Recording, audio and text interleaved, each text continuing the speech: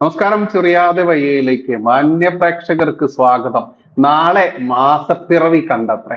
മാസപ്പിറവി എന്ന് കേൾക്കുമ്പോൾ സത്യത്തിൽ എനിക്ക് ലേഡീസ് ഒക്കെ ഗർഭാവസ്ഥയിലേക്ക് വരുമ്പോൾ അവളുടെ കുളിമും മാസക്കുളി തെറ്റി എന്നുള്ള ആ ഒരു ലാംഗ്വേജ്, അല്ലെങ്കിൽ മാസക്കുളി തെറ്റി എന്നുള്ള ആ ഒരു വാക്ക് എന്റെ മനസ്സിലേക്ക് ഓടി വരാറുണ്ട് കേട്ടോ. അത് മാന്യ പ്രേക്ഷകർ സദയം ക്ഷമിക്കുക. എന്താണെന്ന് അറിയില്ല, ഇത് രണ്ടുമായിട്ട് ആ ഒരു മാസം എന്നുള്ള രീതിയിലുള്ള വാക്കിന്റെ ആ കമ്പാരിസൺ കൊണ്ടാണെന്ന് എനിക്കറിയില്ല. ക്ഷമിക്കുക. എന്തായാലും നാളെ മാസപ്പിറവി കണ്ടത് കൊണ്ട്, സൗദിയിൽ മാസപ്പിറവി കണ്ടത് കൊണ്ടാണ്, സൗദിയാണ് ഇത് പ്രഖ്യാപിച്ചു തോന്നുന്നത്. എന്തായാലും ഇത് പ്രഖ്യാപിച്ച സൗദി രാജാവിന്റെ കുടുംബത്തിന്റെ ഫോട്ടോയൊക്കെ എടുത്ത് ഇവിടെ നോമ്പ് നോൽക്കാൻ പോകുന്ന ഇവിടുത്തെ കറുത്ത ചാക്കിലേക്ക് കയറി കൂടിയിട്ടുള്ള താത്തമാരൊക്കെ ആ ഫോട്ടോയും അവരുടെ വിദേശ പര്യടനത്തിൽ അതല്ലെങ്കിൽ വിദേശ ടൂറൊക്കെ നടത്തുന്ന അവരുടെ ഫാമിലിയുടെ ചിത്രങ്ങളും വീഡിയോസും ഒക്കെ ഒന്ന് പരിശോധിക്കുന്നത് നല്ലതാണ്. എന്തായാലും നാളെ മുതൽ ഒരു തുള്ളി വെള്ളം കിട്ടാതെ ലോകമൊന്നടങ്കം കഷ്ടപ്പെടാൻ പോകുന്ന ഒരു ദിവസം തുടങ്ങുകയാണെന്ന് പറഞ്ഞാൽ 11 മാസം തൊപ്പി ഒരു മാസം, അതല്ലെങ്കിൽ 11 മാസം കുപ്പി ഒരു മാസം തൊപ്പി എന്ന രീതിയിലേക്ക് നാളത്തെ ദിവസം തുടങ്ങുകയാണ്. അത് തന്നെയാണ് നമ്മുടെ ഇന്നത്തെ ചൊറിയാതെ വയ്യയിലെ ആ ഒരു പ്രധാനപ്പെട്ട വിഷയം. അതിനോട് ചേർന്നുള്ള മറ്റ് സംവിഷയങ്ങൾ ഒരുപാട് വേറെ വരുന്നുണ്ട്. എന്തായാലും ടീച്ചറെ, ഈ വെള്ളം കൊടുക്കാതെ, അതല്ലെങ്കിൽ ഒരു നേരം ഭക്ഷണം കൊടുക്കാതെ തന്റെ ശരീരത്തെ ഇത്ര കണ്ട് വേദനിപ്പിക്കുന്ന രീതിയിലേക്ക് മാറിക്കഴിഞ്ഞാൽ ഇവർക്ക് ഈ പറയുന്ന 72 ഹൂറികളെയും മദ്യപ്പുഴയും അതല്ലെങ്കിൽ ഉടയാത്ത പുലകളും അതല്ലെങ്കിൽ തടിച്ച വിതമ്പവും ഒക്കെയുള്ള സ്ത്രീകളെ കിട്ടുമെന്നൊക്കെ ഇവരുടെ സ്വർഗത്തിൽ നിന്ന് ഇറക്കി കൊടുത്ത കിതാബ് പ്രകാരം പറയുന്ന രീതിയിലുള്ള ഒരുപാട് കെട്ടുകഥകൾ, ആ കെട്ടുകഥകൾ വിശ്വസിച്ച് നടക്കുന്ന വലിയൊരു സമൂഹം, ആ സമൂഹത്തെ ഏറ്റവും കൂടുതൽ ഇസ്ലാമിക ഭീകരത എന്ന് പറയുന്ന അതിലേക്ക് കൂട്ടിക്കെട്ടിക്കൊണ്ടുപോകുന്ന ഇവരുടെ പുരോഹിത വർഗം, ഇങ്ങനെ ഒരുപാട് എടുത്തു കഴിഞ്ഞാൽ ഈ ശരീരത്തെ ദ്രോഹിക്കുക എന്നല്ലാതെ ഇതിൽ വേറെ വല്ലത് ശാസ്ത്രീയപരമായിട്ട് എന്തൊക്കെയാണ്, അതല്ലെങ്കിൽ അശാസ്ത്രീയപരമായിട്ട് എന്തൊക്കെയാണ്? ഇതൊരു വിശ്വാസത്തിന്റെ ഭാഗം മാത്രമാണോ? ഇത് സ്വർഗത്തിൽ നിന്ന് നൂലിൽ കെട്ടി ഇറക്കി കൊടുത്ത ആ മാന്യ കിതാബിൽ പറഞ്ഞതാണോ? എങ്ങനെയാണ് ഇതിന്റെ ഇവരുടെ മതപരമായിട്ടുള്ള കാര്യങ്ങൾ വരുന്നത് ടീച്ചറെ? കാരണം മാന്യ പ്രേക്ഷകർ സത്യത്തിൽ ഇതിന്റെ ആ ബേസിക്കലായിട്ടുള്ള കാര്യങ്ങളൊന്നും അറിയേണ്ടായിരിക്കില്ല. ആകെ അറിയുന്നത് രാവിലെ മുതൽ ഭക്ഷണം കഴിക്കാതെ, രാവിലെ വയറു നിറച്ച് വെട്ടി വിഴുങ്ങുക, അതും ഒരു കാളക്കുട്ടിയെ ഒന്നിച്ച് കിട്ടിക്കഴിഞ്ഞാൽ അതിനെയും അങ്ങോട്ട് വെട്ടി വിഴുങ്ങുക. സത്യത്തിൽ നമ്മൾക്കറിയാം, കാളക്കുട്ടിയെ വിഴുങ്ങി കഴിഞ്ഞാൽ വൈകുന്നേരം വരെ ഒരു മനുഷ്യ സത്യത്തിൽ അങ്ങനെ ഭക്ഷണം കഴിക്കാതെ ഇരിക്കാനൊക്കെ പറ്റും എന്നുള്ളതാണ്. മാക്സിമം വെട്ടി വിഴുങ്ങുക രാവിലെ 4-5 മണിക്ക് മുമ്പായിട്ട്, എന്നിട്ട് വൈകിട്ട് 6-6:30 വരെ കാത്തിരിക്കുക. എന്താണ് ഇതിലെ ഒരു തത്വം? ചൊറിയാതെ വയ്യ. എന്തായിരുന്നാലും നോമ്പിനെ ചൊറിയാൻ അധികം ആർക്കും ധൈര്യം ഉണ്ടാകത്തില്ല. എന്തായിരുന്നാലും ആ ആൾക്കാര് ചൊറിയാൻ ഭയക്കുന്ന, മടിക്കുന്ന വിഷയങ്ങളിലേക്ക് നമുക്ക് ചൊറിയാതെ വയ്യ എന്ന എപ്പിസോഡിലേക്ക് വീണ്ടും ഹൃദ്യമായി പ്രേക്ഷകർക്ക് സ്വാഗതം. സോഷ്യൽ മീഡിയയില് ഇന്നേറെ പ്രചരിച്ച ഒരു വാർത്ത, 1 മാസം കഴിഞ്ഞ് കാണാം. എന്തായാലും 1 മാസത്തേക്ക് മാത്രം സോഷ്യൽ മീഡിയയിൽ. അപ്പോഴാണ് ബൈജു ഈ പറഞ്ഞത് എനിക്ക് ഓർമ്മയായത്. അതായത് ഈ തത്വം ഞാൻ തന്നെയാണ് പറഞ്ഞു പിടിപ്പിച്ചത്. 11 മാസം കുപ്പിയുമായി നടക്കുന്ന ആൾക്കാർ അത് വലിച്ചെറിഞ്ഞ് 1 മാസം തൊപ്പിയുമായി നടക്കുന്ന ഒരു ഭക്ഷണ ഉത്സവത്തിന് പറയുന്ന പേരാണ് നമ്മുടെ നാട്ടിൽ നോമ്പ്. ഈ നോമ്പ് കാലത്ത് നമ്മുടെ ലൈവുകളിലൊക്കെ ആൾക്കാർ വന്നിട്ട് പറയും, നോമ്പായി പോയി, അല്ലെങ്കിൽ ഞാൻ കാണിച്ചു തരായിരുന്നു, എന്റെ നാക്കൊക്കെ ചോദി വരുന്നുണ്ട്, നോമ്പൊന്ന് കഴിയട്ടെ എന്നൊക്കെ പറയുന്ന വാർത്തകൾ. അതായത് ശരീരത്തെ മാക്സിമം പീഡിപ്പിക്കുക. നമുക്ക് ഏറ്റവും കൂടുതൽ ഇഷ്ടപ്പെടുന്ന ആൾക്കാര് സങ്കടപ്പെടാൻ നമ്മൾ ആഗ്രഹിക്കില്ല. അള്ളാഹു ഒരു സാഡിസ്റ്റ് ആണ് എന്ന് പറഞ്ഞാല് ആൾക്കാര് എന്നെ തന്തയ്ക്ക് വിളിക്കും. സാരമില്ല, എനിക്കിപ്പോ അത് ശീലമായി. നമ്മുടെ മക്കള് കുറച്ചു സമയം വിശന്നിരുന്നാല് നമുക്ക് എത്ര വിഷമം ഉണ്ടാവും. ഇത് തൊട്ടടുത്ത് വിഭവസമൃദ്ധമായ ഭക്ഷണം ഒരുങ്ങുന്നു, നമ്മൾ ഒരു 10-15-16 മണിക്കൂറത്തേക്ക് ഈ ഭക്ഷണം ഒന്ന് ഒഴിവാക്കി വെക്കുന്നു, എന്നിട്ട് പ്രതീക്ഷയോടെ കാത്തിരിക്കുവാണ് വിഭവസമൃദ്ധമായ ഭക്ഷണം. നോമ്പ് വർഷത്തിൽ 1 മാസം മാത്രം കൊണ്ടു നടക്കുന്ന ഒരു ഭക്ഷണ മഹോത്സവം എന്നതല്ലാതെ എന്തെങ്കിലും ഒരു നന്മ ഈ സമൂഹത്തിനോ ഒരു വ്യക്തിക്കോ ഒരു കുടുംബത്തിനോ ലഭിക്കുന്നോ എന്ന് നോക്കിയാൽ നമുക്ക് മനസ്സിലാകും, ഒരിക്കലുമില്ല. ആർക്കും ഇതുകൊണ്ട് പ്രത്യേകിച്ച് ഒരു ഗുണവും ലഭിക്കുന്നില്ല എന്ന് മാത്രമല്ല, എമ്പാടും നഷ്ടങ്ങൾ വേറെയുണ്ട് താൻ. മറ്റു മാസങ്ങളെക്കാട്ടില് ഭക്ഷണത്തിന് ഭയങ്കര ചെലവ് കൂടുതലുള്ള മാസമാണ്. ഫ്രൂട്ട്സ് ഒക്കെ ഉൾപ്പെടെയുള്ള സാധനങ്ങൾക്ക് വില കൂടുന്ന ഒരു മാസം. അതായത് ഭക്ഷണത്തിന്റെ ഒരു ബമ്പർ ഉത്സവം നടക്കുന്നു എന്ന് പറയാം. ഭക്ഷണങ്ങൾ ഒരുപാട് പാഴായി പോകുന്ന, ദുർവ്യയം ചെയ്യപ്പെടുന്ന ഒരു മാസം. സമകാലീന സാഹചര്യത്തിലെ ആനുകാലിക സമൂഹത്തിന്റെ നോമ്പിന്റെ അവസ്ഥയാണിത്. 11 മാസം നമ്മൾ ഭക്ഷണത്തിന് വേണ്ടി ചെലവാക്കുന്നതിനേക്കാൾ ഏറെ പണമാണ് ഈ ഒരു മാസം ഭക്ഷണത്തിന് വേണ്ടി മാത്രം മുസ്ലിങ്ങൾ ചെലവഴിക്കുന്നത്.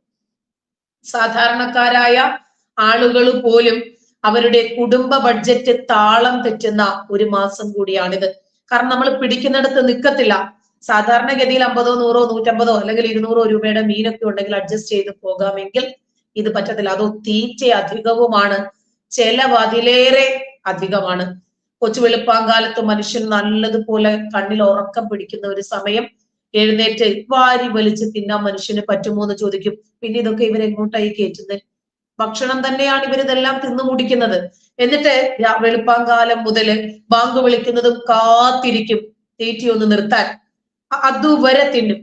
എന്നിട്ട് വൈകുന്നേരം വരെ ഒന്നും കഴിക്കാതെ വൈകിട്ട് വീണ്ടും മുൻകാല പ്രാബല്യത്തോടെ ഭക്ഷണം വാരി വലിച്ച് തിന്നുന്നു. ഇതുകൊണ്ട് ഒരു വ്യക്തിക്കോ ഒരു സമൂഹത്തിനോ എന്തെങ്കിലും തരത്തിൽ നന്മയുണ്ടാകും എന്ന് ഞാൻ പ്രതീക്ഷിക്കുന്നില്ല.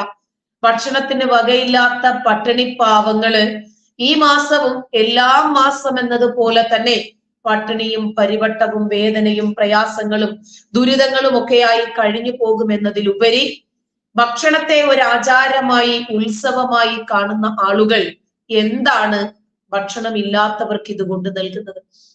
അവരേതാനും മണിക്കൂറുകൾ കഴിയുമ്പോൾ വെട്ടി വിഴുങ്ങും. അതല്ല ബൈജു, നമ്മുടെ നാട്ടില് ഒരുപാട് ആരോഗ്യ പ്രശ്നങ്ങൾ കൊണ്ട് ബുദ്ധിമുട്ടുന്ന ആളുകളുണ്ട്, മാതാപിതാക്കളില്ലാതെ വിഷമിക്കുന്ന ആളുകളുണ്ട്, രോഗങ്ങള്, മരുന്നില്ലാതെ, അനാഥത്വം പേര്, അങ്ങനെ വ്യത്യസ്തമായ പ്രശ്നങ്ങളിൽ ഉഴറി ജീവിക്കുന്ന ആളുകളുടെ പ്രശ്നങ്ങൾ അറിയാൻ നമ്മളും ആ സ്ഥിതിയിലേക്ക് ചെല്ലണമെന്ന് നിർബന്ധമില്ല. നമ്മുടെ വീടിന്റെ അടുത്ത് ഒരാള് പട്ടിണി കിടക്കുന്നു, അവരുടെ വേദന അറിയാൻ നമ്മൾ പട്ടിണി കിടക്കണ്ട, അവരുടെ പട്ടിണി മാറ്റണം. അങ്ങനെയാണ് നോമ്പ് എന്ന് പടച്ചവൻ പറഞ്ഞിരുന്നതെങ്കിൽ തീർച്ചയായിട്ടും ഞാനൊക്കെ അതിനെ 2 കൈയും കൂട്ടി സ്വീകരിക്കുമായിരുന്നു. മാനവികതയുള്ള ഏതൊരു മനുഷ്യനും അത് സ്വീകരിക്കാനേ പറ്റൂ. നിങ്ങൾ ഈ 30 ദിവസം നോമ്പ്, ശരി, ഒരാള് ഒരു ദിവസം ഒരാളുടെ വെച്ച് വിശപ്പൊന്ന് അകറ്റ്, അങ്ങനെയാണ് പറഞ്ഞിരുന്നതെങ്കിൽ ശരി, വിശക്കുന്നവനെ, ഭക്ഷണമില്ലാത്തവനെ, പട്ടിണി കിടക്കുന്നവനെ, ദരിദ്രവാസിയെ ഒക്കെ അന്വേഷിച്ച് മുസ്ലിങ്ങൾ നെട്ടോട്ടം ഓടുമായിരുന്നു. വിശപ്പിനെ കുറിച്ച് അറിയാൻ വേണ്ടിയാണെങ്കിൽ ഒരു നേരത്തെ ഭക്ഷണം കഴിക്കാൻ കുറച്ച് സമയം വൈകിയാൽ തന്നെ നമുക്ക് മനസ്സിലാകും വിശപ്പ് എന്താണെന്ന്. ഇതൊരു സമയം പിന്നിട്ട് കഴിഞ്ഞാല് എല്ലാ വിധത്തിലുള്ള പഴവർഗ്ഗങ്ങള് ഈ റമദാനില് നമ്മൾ കണ്ടിട്ടോ കേട്ടിട്ടോ പോലും ഇല്ലാത്ത രൂപത്തിലുള്ള ഫ്രൂട്ട്സുകൾ ഇറങ്ങും, പൊരിച്ച കടികള്, പലഹാരങ്ങള്, എണ്ണ പലഹാരങ്ങളാണ് ഇറങ്ങുന്നതെല്ലാം. ഇതൊക്കെ അടങ്ങിയ തീന്മേശ മുഴുവനും വിഭവങ്ങള്. ഈ വിഭവ സമൃദ്ധമായ ആഹാരം തനിക്കു വേണ്ടി ഒരുക്കി വെച്ചിട്ട് പട്ടിണി കിടക്കുന്നത് ഭക്ഷണ മഹോത്സവമല്ലാതെ പിന്നെന്താ? അതിലെ ഇതെല്ലാം നമ്മൾ തിന്നു തീരുമോ? ഇല്ല, പകുതിയിലധികം വേസ്റ്റിലേക്കാണ് പോകുന്നത്. ഇങ്ങനെയാണോ നമ്മൾ വിശപ്പിന്റെ വേദന അറിയുന്നത്? അനാഥന്റെ വേദന അറിയാൻ നമ്മൾ മാതാപിതാക്കളെ കൊന്നു നോക്കത്തില്ല. മാറാരോഗിയുടെ വേദനകൾ അറിയാൻ നമ്മൾ മാറാരോഗികളാകണ്ട. തുണിയില്ലാത്തവന്റെ ബുദ്ധിമുട്ടറിയാൻ നമ്മൾ തുണിയില്ലാതെ ഓടി നടക്കണ്ട. കടബാധിതന്റെ, ഇങ്ങനെ എല്ലാ നിലകളിലും നമ്മൾ അനുഭവിച്ചറിയാനാണെങ്കിൽ നമ്മുടെ ഈ ഒരു മനുഷ്യ ജീവിതം മതിയാകത്തില്ല. സമൂഹത്തിലോ നമ്മുടെ ചുറ്റുപാടിലോ ഒക്കെ ഉള്ള ഒരാളുടെ പട്ടിണിയെങ്കിലും നമ്മൾ ഈ പട്ടിണി ഇരിക്കുന്നത് കൊണ്ട് ഇല്ലാതാകുന്നുണ്ടെങ്കിൽ ശരി, നമുക്ക് വിചാരിക്കാം, ഓക്കെയാണ്. ഇത് കഴിക്കാൻ ഭക്ഷണം ഉണ്ടായിട്ടും കുടിക്കാൻ വെള്ളം ഉണ്ടായിട്ടും ഒരാചാരത്തിന്റെ പേരില് അവര് ഏതാനും മണിക്കൂറത്തേക്ക് അത് ഒഴിവാക്കി വെക്കുന്നു, പിന്നീട് ഇരട്ടി വാരി വലിച്ച് തിന്നുന്നു. ഇതെന്തോ വലിയ ഒരു നന്മയായിട്ട് പാടി നടക്കാൻ കുറെ പാട്ടുകളും കഥകളും എഴുതിയുണ്ടാക്കുന്നു. ഈ നോമ്പ് കഴിയുമ്പോ എന്റെ 5 വയസ്സുള്ള മകള് 30 നോമ്പ് പിടിച്ചു, അവാർഡ്. ഈ കുട്ടിയെ പട്ടിണി കിട്ടതിന്റെ പേരിൽ ഇവന്റെയൊക്കെ പേരിൽ കേസ് എടുക്കുക ചെയ്യേണ്ടത്. കുഞ്ഞു കുറെ കരഞ്ഞു വൈകിട്ടായപ്പോഴേക്ക്. എന്നിട്ട് ഞാൻ ഭക്ഷണവും വെള്ളവും ഒന്നും കൊടുത്തില്ല, കളിപ്പാട്ടങ്ങളൊക്കെ കൊടുത്ത് കുട്ടിയെ ഇങ്ങനെ പിടിച്ചു നിർത്തി. ഇങ്ങനെ പട്ടിണി ഇരുന്നാൽ പ്രസാദിക്കുന്ന ഒരു പടച്ചവനെ കാരുണ്യവാൻ എന്ന് പറയാൻ എന്റെ മനസാക്ഷി എന്നെ അനുവദിക്കുന്നില്ല. കാരണം ഈ പട്ടിണിയുടെ വേദനകൾ അറിയാനാണെങ്കിൽ അന്യസംസ്ഥാന തൊഴിലാളികൾ എമ്പാടും നമ്മുടെ നാട്ടിലുണ്ട്. ഈ സമയത്ത് ഈ റമദാൻ കാലഘട്ടത്തില് മലപ്പുറം കോഴിക്കോട് പ്രദേശങ്ങളില് തട്ടുകടകളില്ല, ഹോട്ടലുകളില്ല. അപ്പൊ എന്താ, അവരുടെ വേദന അറിയാൻ വേണ്ടിയിട്ടാ ഇത്? അവരും വേദന കിടന്നോട്ടെ എന്നറിയാനാ? നമ്മളിപ്പോൾ പന്നിമാംസം കഴിക്കില്ല, ശരി, കഴിക്കണവര് കഴിച്ചോട്ടെ എന്നല്ലേ ചിന്തിക്കേണ്ടത്? നമ്മൾ നോമ്പ് പിടിക്കുന്നു, ഓക്കെ. അതല്ലാതെ നോമ്പ് പിടിക്കേണ്ടാത്ത ആളുകൾ ഭക്ഷണം കഴിച്ചോട്ടെ. ബൈജുവിന് അറിയാമോ, ചേകനൂർ മൗലവി എന്നും പറഞ്ഞൊരു മനുഷ്യനുണ്ടായിരുന്നു. അദ്ദേഹമാണ് 1960കളില് ഇസ്ലാമിലെ ഇത്തരം ആചാരങ്ങളെ എതിർക്കാൻ ധൈര്യം കാണിച്ച ഒരു മനുഷ്യൻ. ആ മനുഷ്യനെ ചുവന്ന കുന്നിൽ കൊണ്ടുപോയി കഴുത്തിൽ മുണ്ടിട്ട് മുറുക്കി കൊല്ലുകയാണ് ചെയ്തത് ഇവർ. അതില് ഏതാണ്ട് 13ഓ 15ാമത്തെയോ പ്രതിയാണ് AP കാന്തപുരം. വളരെ നിഗൂഢമായി രക്ഷപ്പെടുകയാണ് ചെയ്തത്. പിന്നീട് CBIയുടെ കുറ്റപത്രത്തിലൊക്കെ ഇയാളുണ്ട്. ഒരു VV ഹംസ എന്ന് പറയുന്ന ഒരാള് അദ്ദേഹത്തെ നമ്പർ പ്ലേറ്റ് ഇല്ലാത്ത ഒരു വണ്ടിയിൽ കൊണ്ടുപോയിട്ട് കൊല്ലുകയായിരുന്നു. എന്താ കാര്യം? അദ്ദേഹം ചോദിച്ചു, പട്ടിണി ഇരുന്നാൽ പ്രസാദിക്കുന്ന പടച്ചോനോ? പടച്ചോ നോക്കുന്നത് നമ്മുടെ ഹൃദയത്തിലേക്കല്ലേ? ഇങ്ങനെ അദ്ദേഹം ഈ നോമ്പ് കാലത്തു മാത്രം മലപ്പുറം, കോഴിക്കോട് അദ്ദേഹം ഹോട്ടലുകൾ തുറന്നു പകലുകളില്. അങ്ങനെ ഏത് കാലത്താണെന്ന് ആലോചിക്കണം. 1960കളിൽ അതിന് ഒരു ധൈര്യം കാണിച്ച മനുഷ്യനാണ് ചേകനൂർ മൗലവി. അപ്പൊ അദ്ദേഹത്തെ ഇവര് കൊന്നത് ഇവരുടെ ഇത്തരം പൗരോഹിത്യ രീതികളെ അദ്ദേഹം ചോദ്യം ചെയ്തതിന്റെ പേരിലാണ്. റമദാൻ മാസത്തിൽ മാത്രം പല കടകളും കത്തി വാടകയ്ക്കെടുത്തിട്ട് അദ്ദേഹം ആളുകളെ വെച്ചും അദ്ദേഹവും ഒക്കെ ഹോട്ടലുകൾ നടത്തിയിരുന്നു.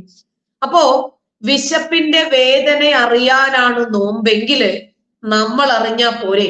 ഖുർആൻ പറഞ്ഞത് നിങ്ങൾക്ക് മുമ്പുള്ള സമുദായങ്ങൾക്ക് നോമ്പ് നിർബന്ധമാക്കപ്പെട്ടതുപോലെ നിങ്ങൾക്കും നോമ്പ് നിർബന്ധമാക്കപ്പെട്ടിരിക്കുന്നു എന്ന് മാത്രമാണ്.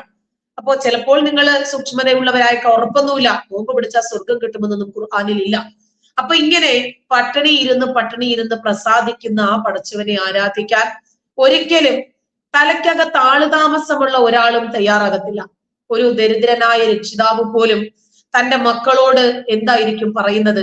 അവർക്ക് സ്നേഹമുണ്ടെങ്കിൽ, അവരോട് സ്നേഹമുണ്ടെങ്കിൽ അവർക്ക് വയറ് നിറയെ ഭക്ഷണം കൊടുക്കാനാണ് ആ മാതാപിതാക്കൾ ശ്രമിക്കുക.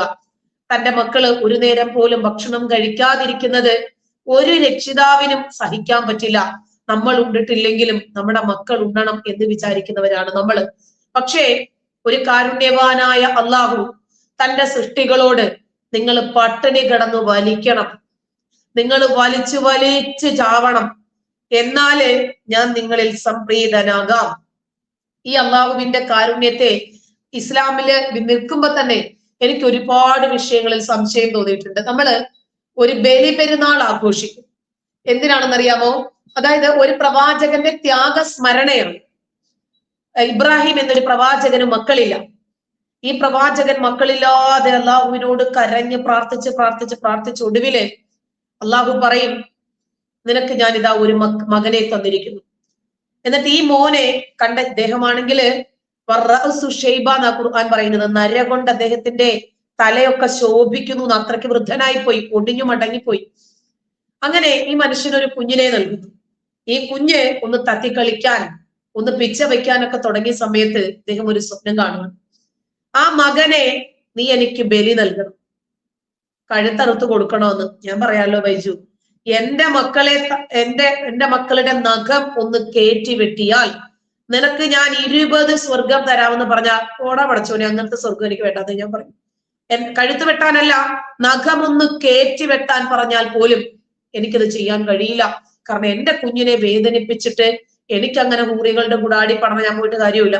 എനിക്ക് അങ്ങനത്തെ ഒരു സ്വർഗം വേണ്ട, ഞാൻ അങ്ങനെ പറയും.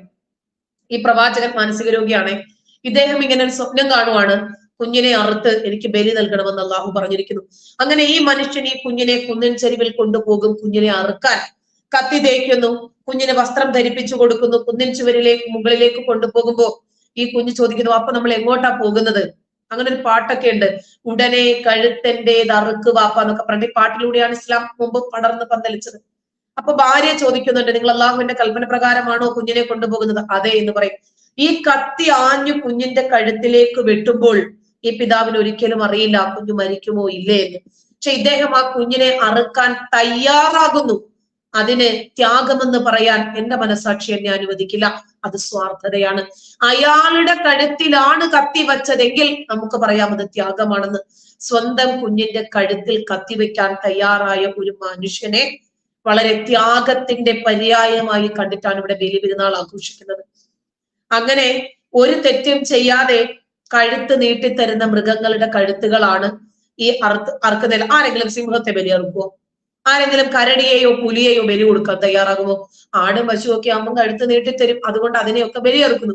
അപ്പൊ അങ്ങനെ പറഞ്ഞ ഒരു സൃഷ്ടാവിനെ സംബന്ധിച്ചിടത്തോളം നിങ്ങൾ കുറച്ച് മണിക്കൂറത്തേക്ക് പട്ടിണി കിടക്കുക എന്ന് പറയുന്നതിൽ വലിയ കാര്യമൊന്നും ഞാൻ കാണുന്നില്ല. കാരണം കക്ഷി ഒരു സാഡിസ്റ്റ് ആണ്. മറ്റുള്ളവർ ഇങ്ങനെ വേദനിക്കുക, പ്രയാസപ്പെടുക, അവരിങ്ങനെ കിടന്ന് ബുദ്ധിമുട്ടുന്നത് കാണുമ്പോൾ ഒരു സമാധാനം. എല്ലാവരും ഉറങ്ങിക്കിടക്കുന്ന സമയത്താണ് കക്ഷി വരിക. കള്ളനെ പോലെ എന്നൊക്കെ പറയുന്നത് പോലെ കക്ഷി അങ്ങനെ ആകാശത്ത് വരും. ഏഴാൻ ആകാശത്ത് വരുന്നത് രാത്രിയുടെ 1/3 യാമം കഴിഞ്ഞതിന് ശേഷം, അതായത് 12 മണിക്ക് ശേഷമാണ് അദ്ദേഹം വരുന്നത്. അപ്പൊ എല്ലാവരും ഉറങ്ങിക്കഴിയുമ്പോൾ ആരെങ്കിലും എന്നെ വിളിക്കുന്നുണ്ടോ എന്ന് നോക്കാൻ. ഇതൊക്കെ വെച്ച് നോക്കുമ്പോൾ ഈ വിശ്വാസിയായിരിക്കുന്ന സമയത്ത് തന്നെ എനിക്ക് ഒരുപാട് സംശയങ്ങൾ ഉണ്ടായിരുന്നു. ചേട്ടാ, ഇങ്ങനൊരു പടച്ചോനോ?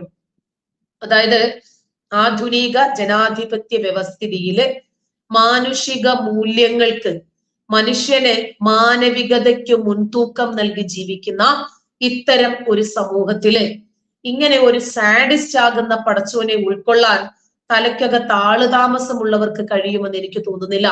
നിങ്ങളും കഴിച്ചോ, മറ്റുള്ളവരെയും കഴിപ്പിച്ചോ എന്നാണ് പറയുന്നതെങ്കിൽ ഓക്കെ. അതല്ലെങ്കിൽ വിശന്ന് കിടക്കുന്ന ആരെങ്കിലും ഉണ്ടെങ്കിൽ നീ ഒന്ന് കണ്ടുപിടിക്ക്, എന്നിട്ട് അവന്റെ വിശപ്പൊന്നു മാറ്റ്. അവൻ ഭക്ഷണം കഴിക്കുന്നത് നീ ഒന്ന് നോക്കിയിരിക്കെ. അവൻ ഭക്ഷണം കഴിച്ച് ഏമ്പക്കം വിട്ട് എഴുന്നേൽക്കുമ്പോൾ നിന്റെ മനസ്സിലൊരു സമാധാനം തോന്നുന്നെങ്കിൽ അതിലാണ് എനിക്ക് താല്പര്യം, സന്തോഷം എന്ന് പറഞ്ഞാൽ ഓക്കെ. ഇതിപ്പോ നമ്മൾ പട്ടിണി കിടക്കും, എന്നിട്ട് നമ്മൾ തന്നെ തിന്നുകയും കുടിക്കുകയും ചെയ്യും. ഭക്ഷണ സാധനങ്ങൾക്കാണെങ്കിൽ ഈ 1 മാസം വിലയും വർദ്ധിക്കുന്നു. പിന്നെ നമ്മുടെ സമ്പത്തിന്റെ ഒരു 2.5% പാവങ്ങൾക്ക് കൊടുക്കുക. അതിന്റെ ആവശ്യം എന്താ? പടച്ചോനാണെങ്കിൽ എനിക്കും നിനക്ക് ഒരുപോലെ തന്നാ മതി. തന്നെയുമല്ല, നീതിമാനാണെന്ന് പറയുന്നത് കൊണ്ട് ഞാൻ പറയുന്നതാ. അതല്ല, എന്റെ കയ്യിൽ തന്നിട്ട് ഞാൻ തരുന്ന പിച്ച നിന്നോട് വാങ്ങിക്കാൻ പറയേണ്ട കാര്യം എന്താ? അതിലൊരു നന്മയും എനിക്ക് തോന്നിയിട്ടില്ല. പിന്നെ നമ്മുടെ സമ്പത്തിന്റെ 2.5% സമൂഹത്തിലെ ദരിദ്രരായ ആളുകൾക്ക് കൊടുക്കണമെന്ന് പറയുന്നതിൽ എന്തോ എനിക്ക് പ്രത്യേകിച്ച് ഒന്നും തോന്നിയിട്ടില്ല. ഖുർആൻ അങ്ങനെ 2.5% കുറിച്ച് പറഞ്ഞിട്ടുമില്ല. നന്മകള് ആചാരങ്ങളല്ല. ഈ നന്മകൾ പഠിപ്പിക്കാൻ പ്രത്യേകിച്ച് ഒരു മതമോ മതദൈവമോ പ്രവാചകന്മാരിറക്കുന്ന ഗ്രന്ഥങ്ങളോ ഒന്നും ആവശ്യമില്ല. ഈ മതദൈവവും പ്രവാചകനും ഒന്നും ഇറങ്ങാത്ത, ഗ്രന്ഥങ്ങൾ ഇറങ്ങാത്ത സമൂഹത്തിലും ഇത്തരം മനുഷ്യ നന്മകൾ നിലനിന്നിട്ടുണ്ട്. ഉള്ളവന് ഇല്ലാത്തവന് കൊടുത്തിട്ടുണ്ട്. എന്റെ കുട്ടിക്കാലത്ത് സക്കാത്ത് പൈസയ്ക്ക് നടന്നത് ഇപ്പോഴും ഓർമ്മയുണ്ട്. 1ാമത്തെ നോമ്പ് മുതൽ വീടാന്തരം കയറി ഇറങ്ങാൻ തുടങ്ങും. കൊടുക്കുന്ന ആളുകള് വീടുകളിലെ ചെറിയ പാത്രങ്ങളില് അന്നത്തെ കാലത്ത് അരയണ, കാലണ ഇതൊക്കെ ഇട്ടുവെക്കും. 50 പൈസ, 1 രൂപ, 2 രൂപ എന്നൊക്കെ. വലിയവര് പോയാൽ 10 രൂപ ഇതൊക്കെ നിരത്തി വെച്ചിട്ടുണ്ടാവും. ആളുകളുടെ എണ്ണവും വലിപ്പവും അനുസരിച്ച് ആ പൈസയിൽ നിന്ന് അവര് തുട്ടുകൾ എടുത്തു തരും. ചില വീട്ടുകാര് ഇവിടുത്തെ കൊടുക്കൽ കഴിഞ്ഞു, നമ്മൾ അർഹരായവർക്ക് കൊടുക്കുന്നുണ്ട്, ഇപ്പൊ കൊടുക്കുന്നില്ല, അങ്ങനെയൊക്കെ പറഞ്ഞ വാക്കുകൾ ഇപ്പം ഞാനിങ്ങനെ മനസ്സിൽ ഓർക്കാറുണ്ട്.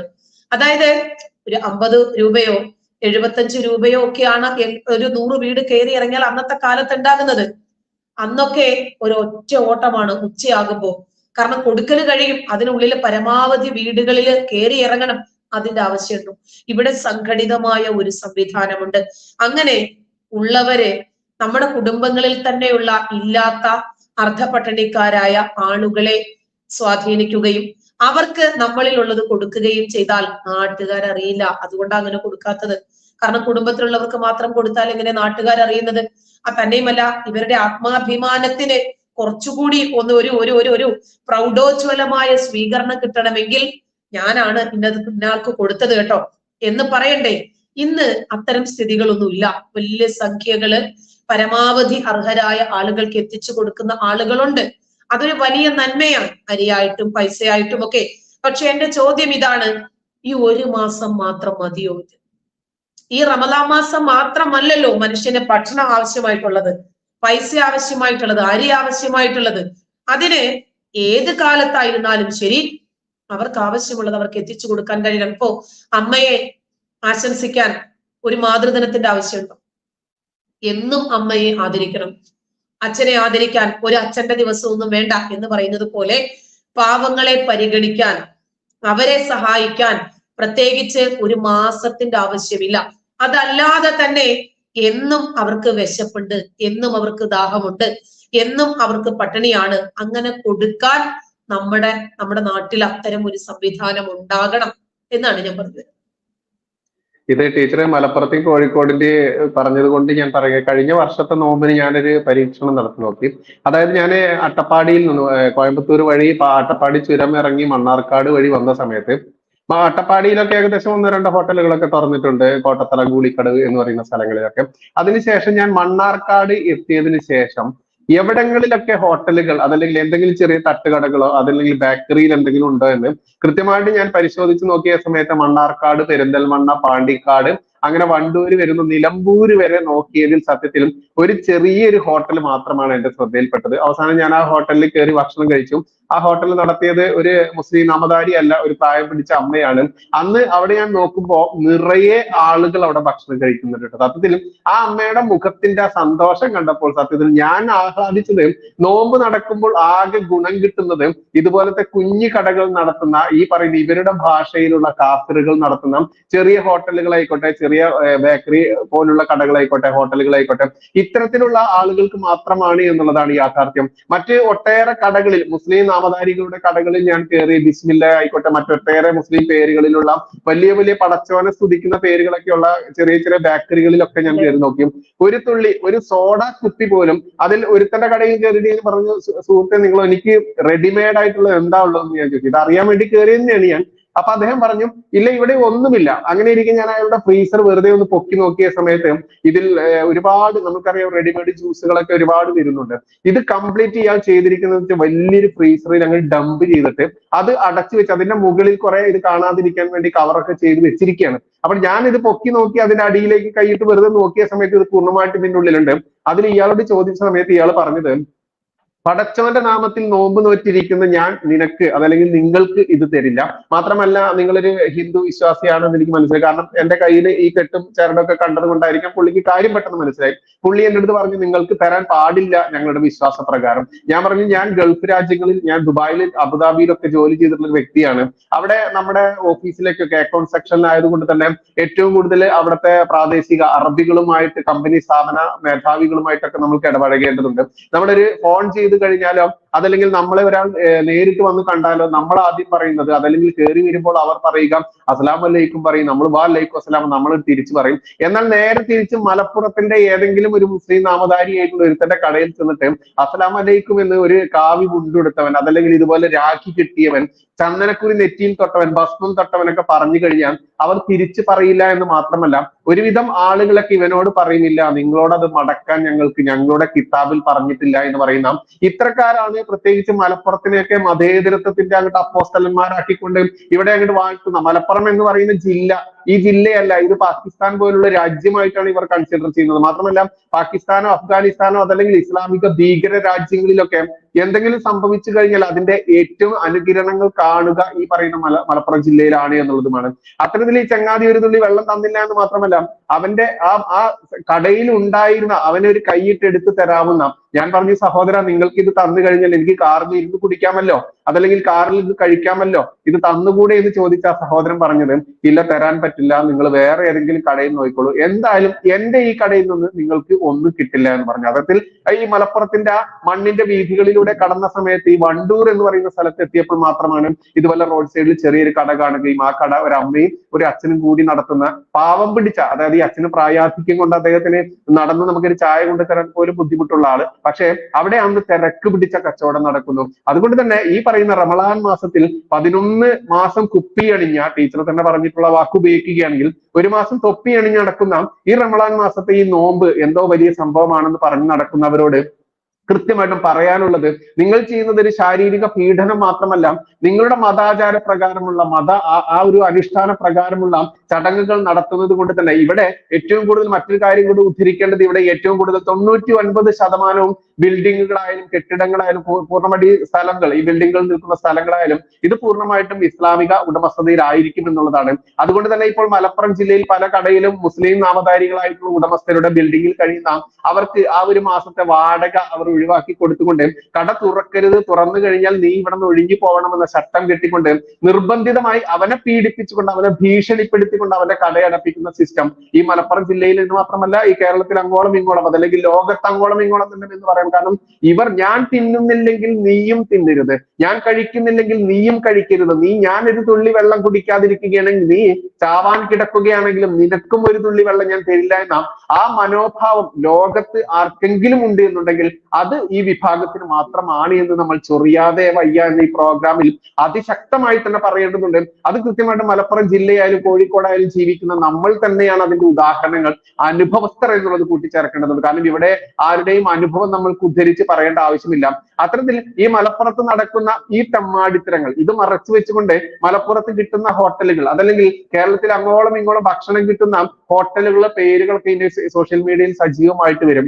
ഈ മാസത്തിൽ മാത്രം കാണുന്ന ഒരു പ്രത്യേക പ്രതിഭാസമാണിത്. ഇന്ന സ്ഥലത്ത് മലപ്പുറത്ത് ഇന്ന സ്ഥലത്ത് എവിടെയാണോ ഭക്ഷണം കിട്ടില്ല എന്ന് പറയുന്നത് അവിടെ ഒരുപാട് ഹോട്ടലുകളുടെ പേരുകൾ സോഷ്യൽ മീഡിയയിലൂടെ പ്രചരിപ്പിക്കുക.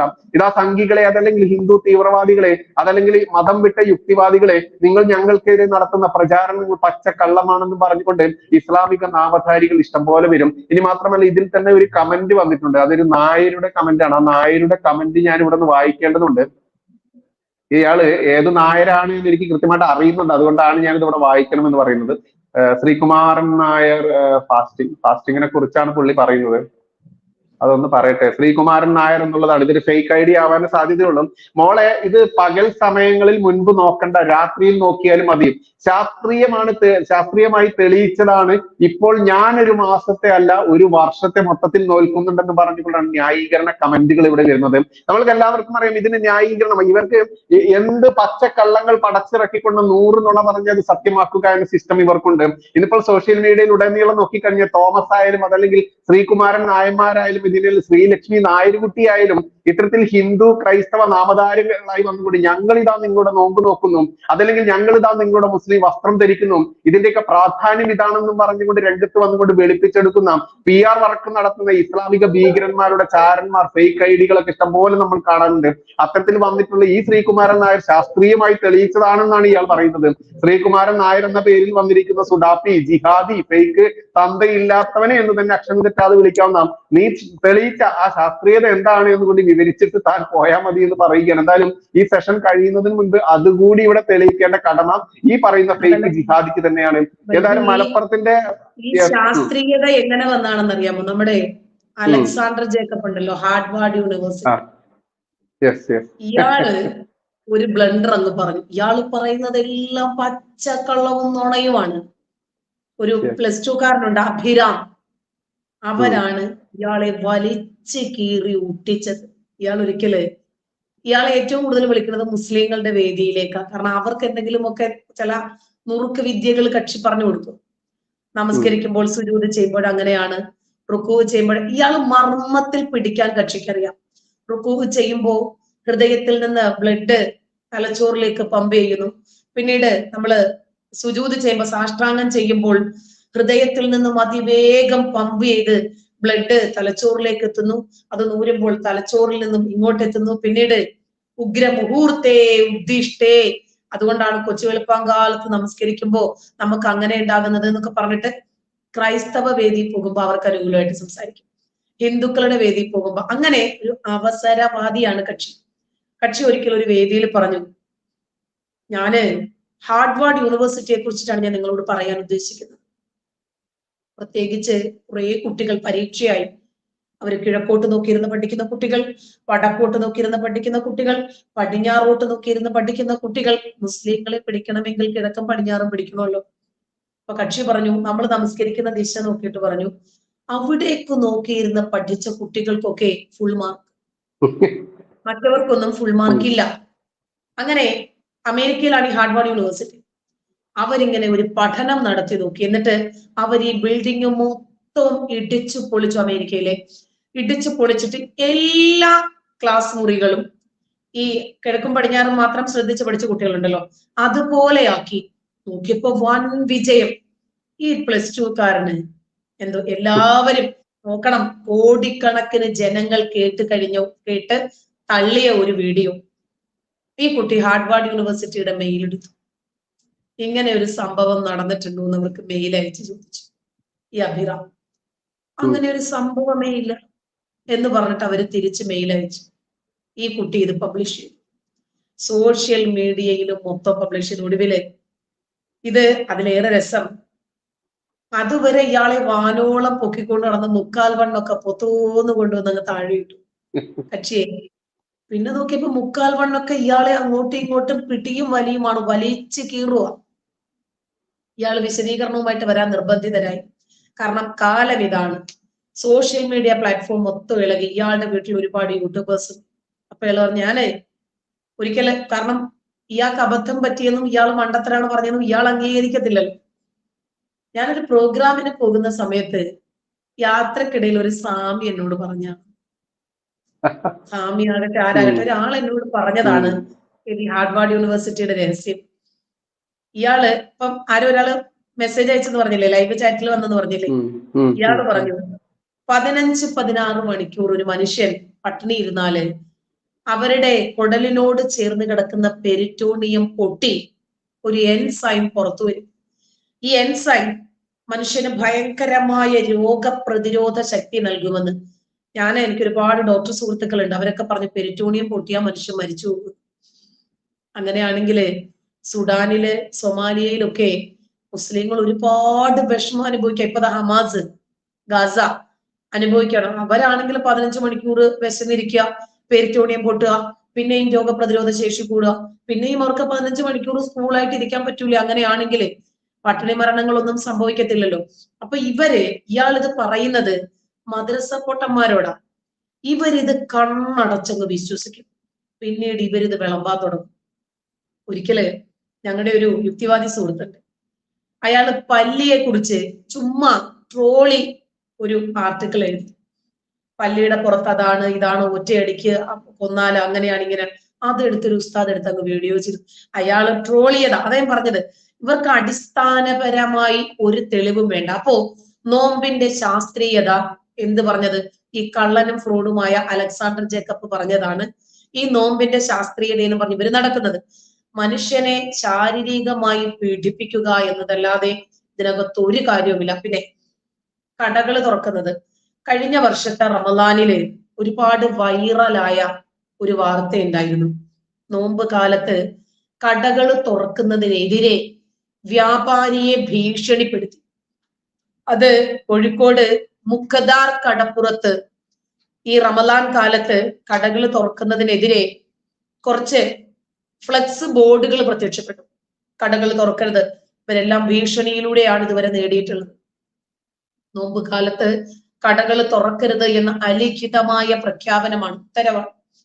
അങ്ങനെ ഇതര മതസ്ഥരായ കട ഉടമകളെയൊക്കെ ഇവിടെ കഴിഞ്ഞ ദിവസം ഒരു സംഘം മതമൗലികവാദികൾ വന്ന് ഭീഷണിപ്പെടുത്തി എന്നൊക്കെ പറഞ്ഞിട്ട് വലിയ രൂപത്തിൽ പല ആളുകളും വാർത്ത ചെയ്തു.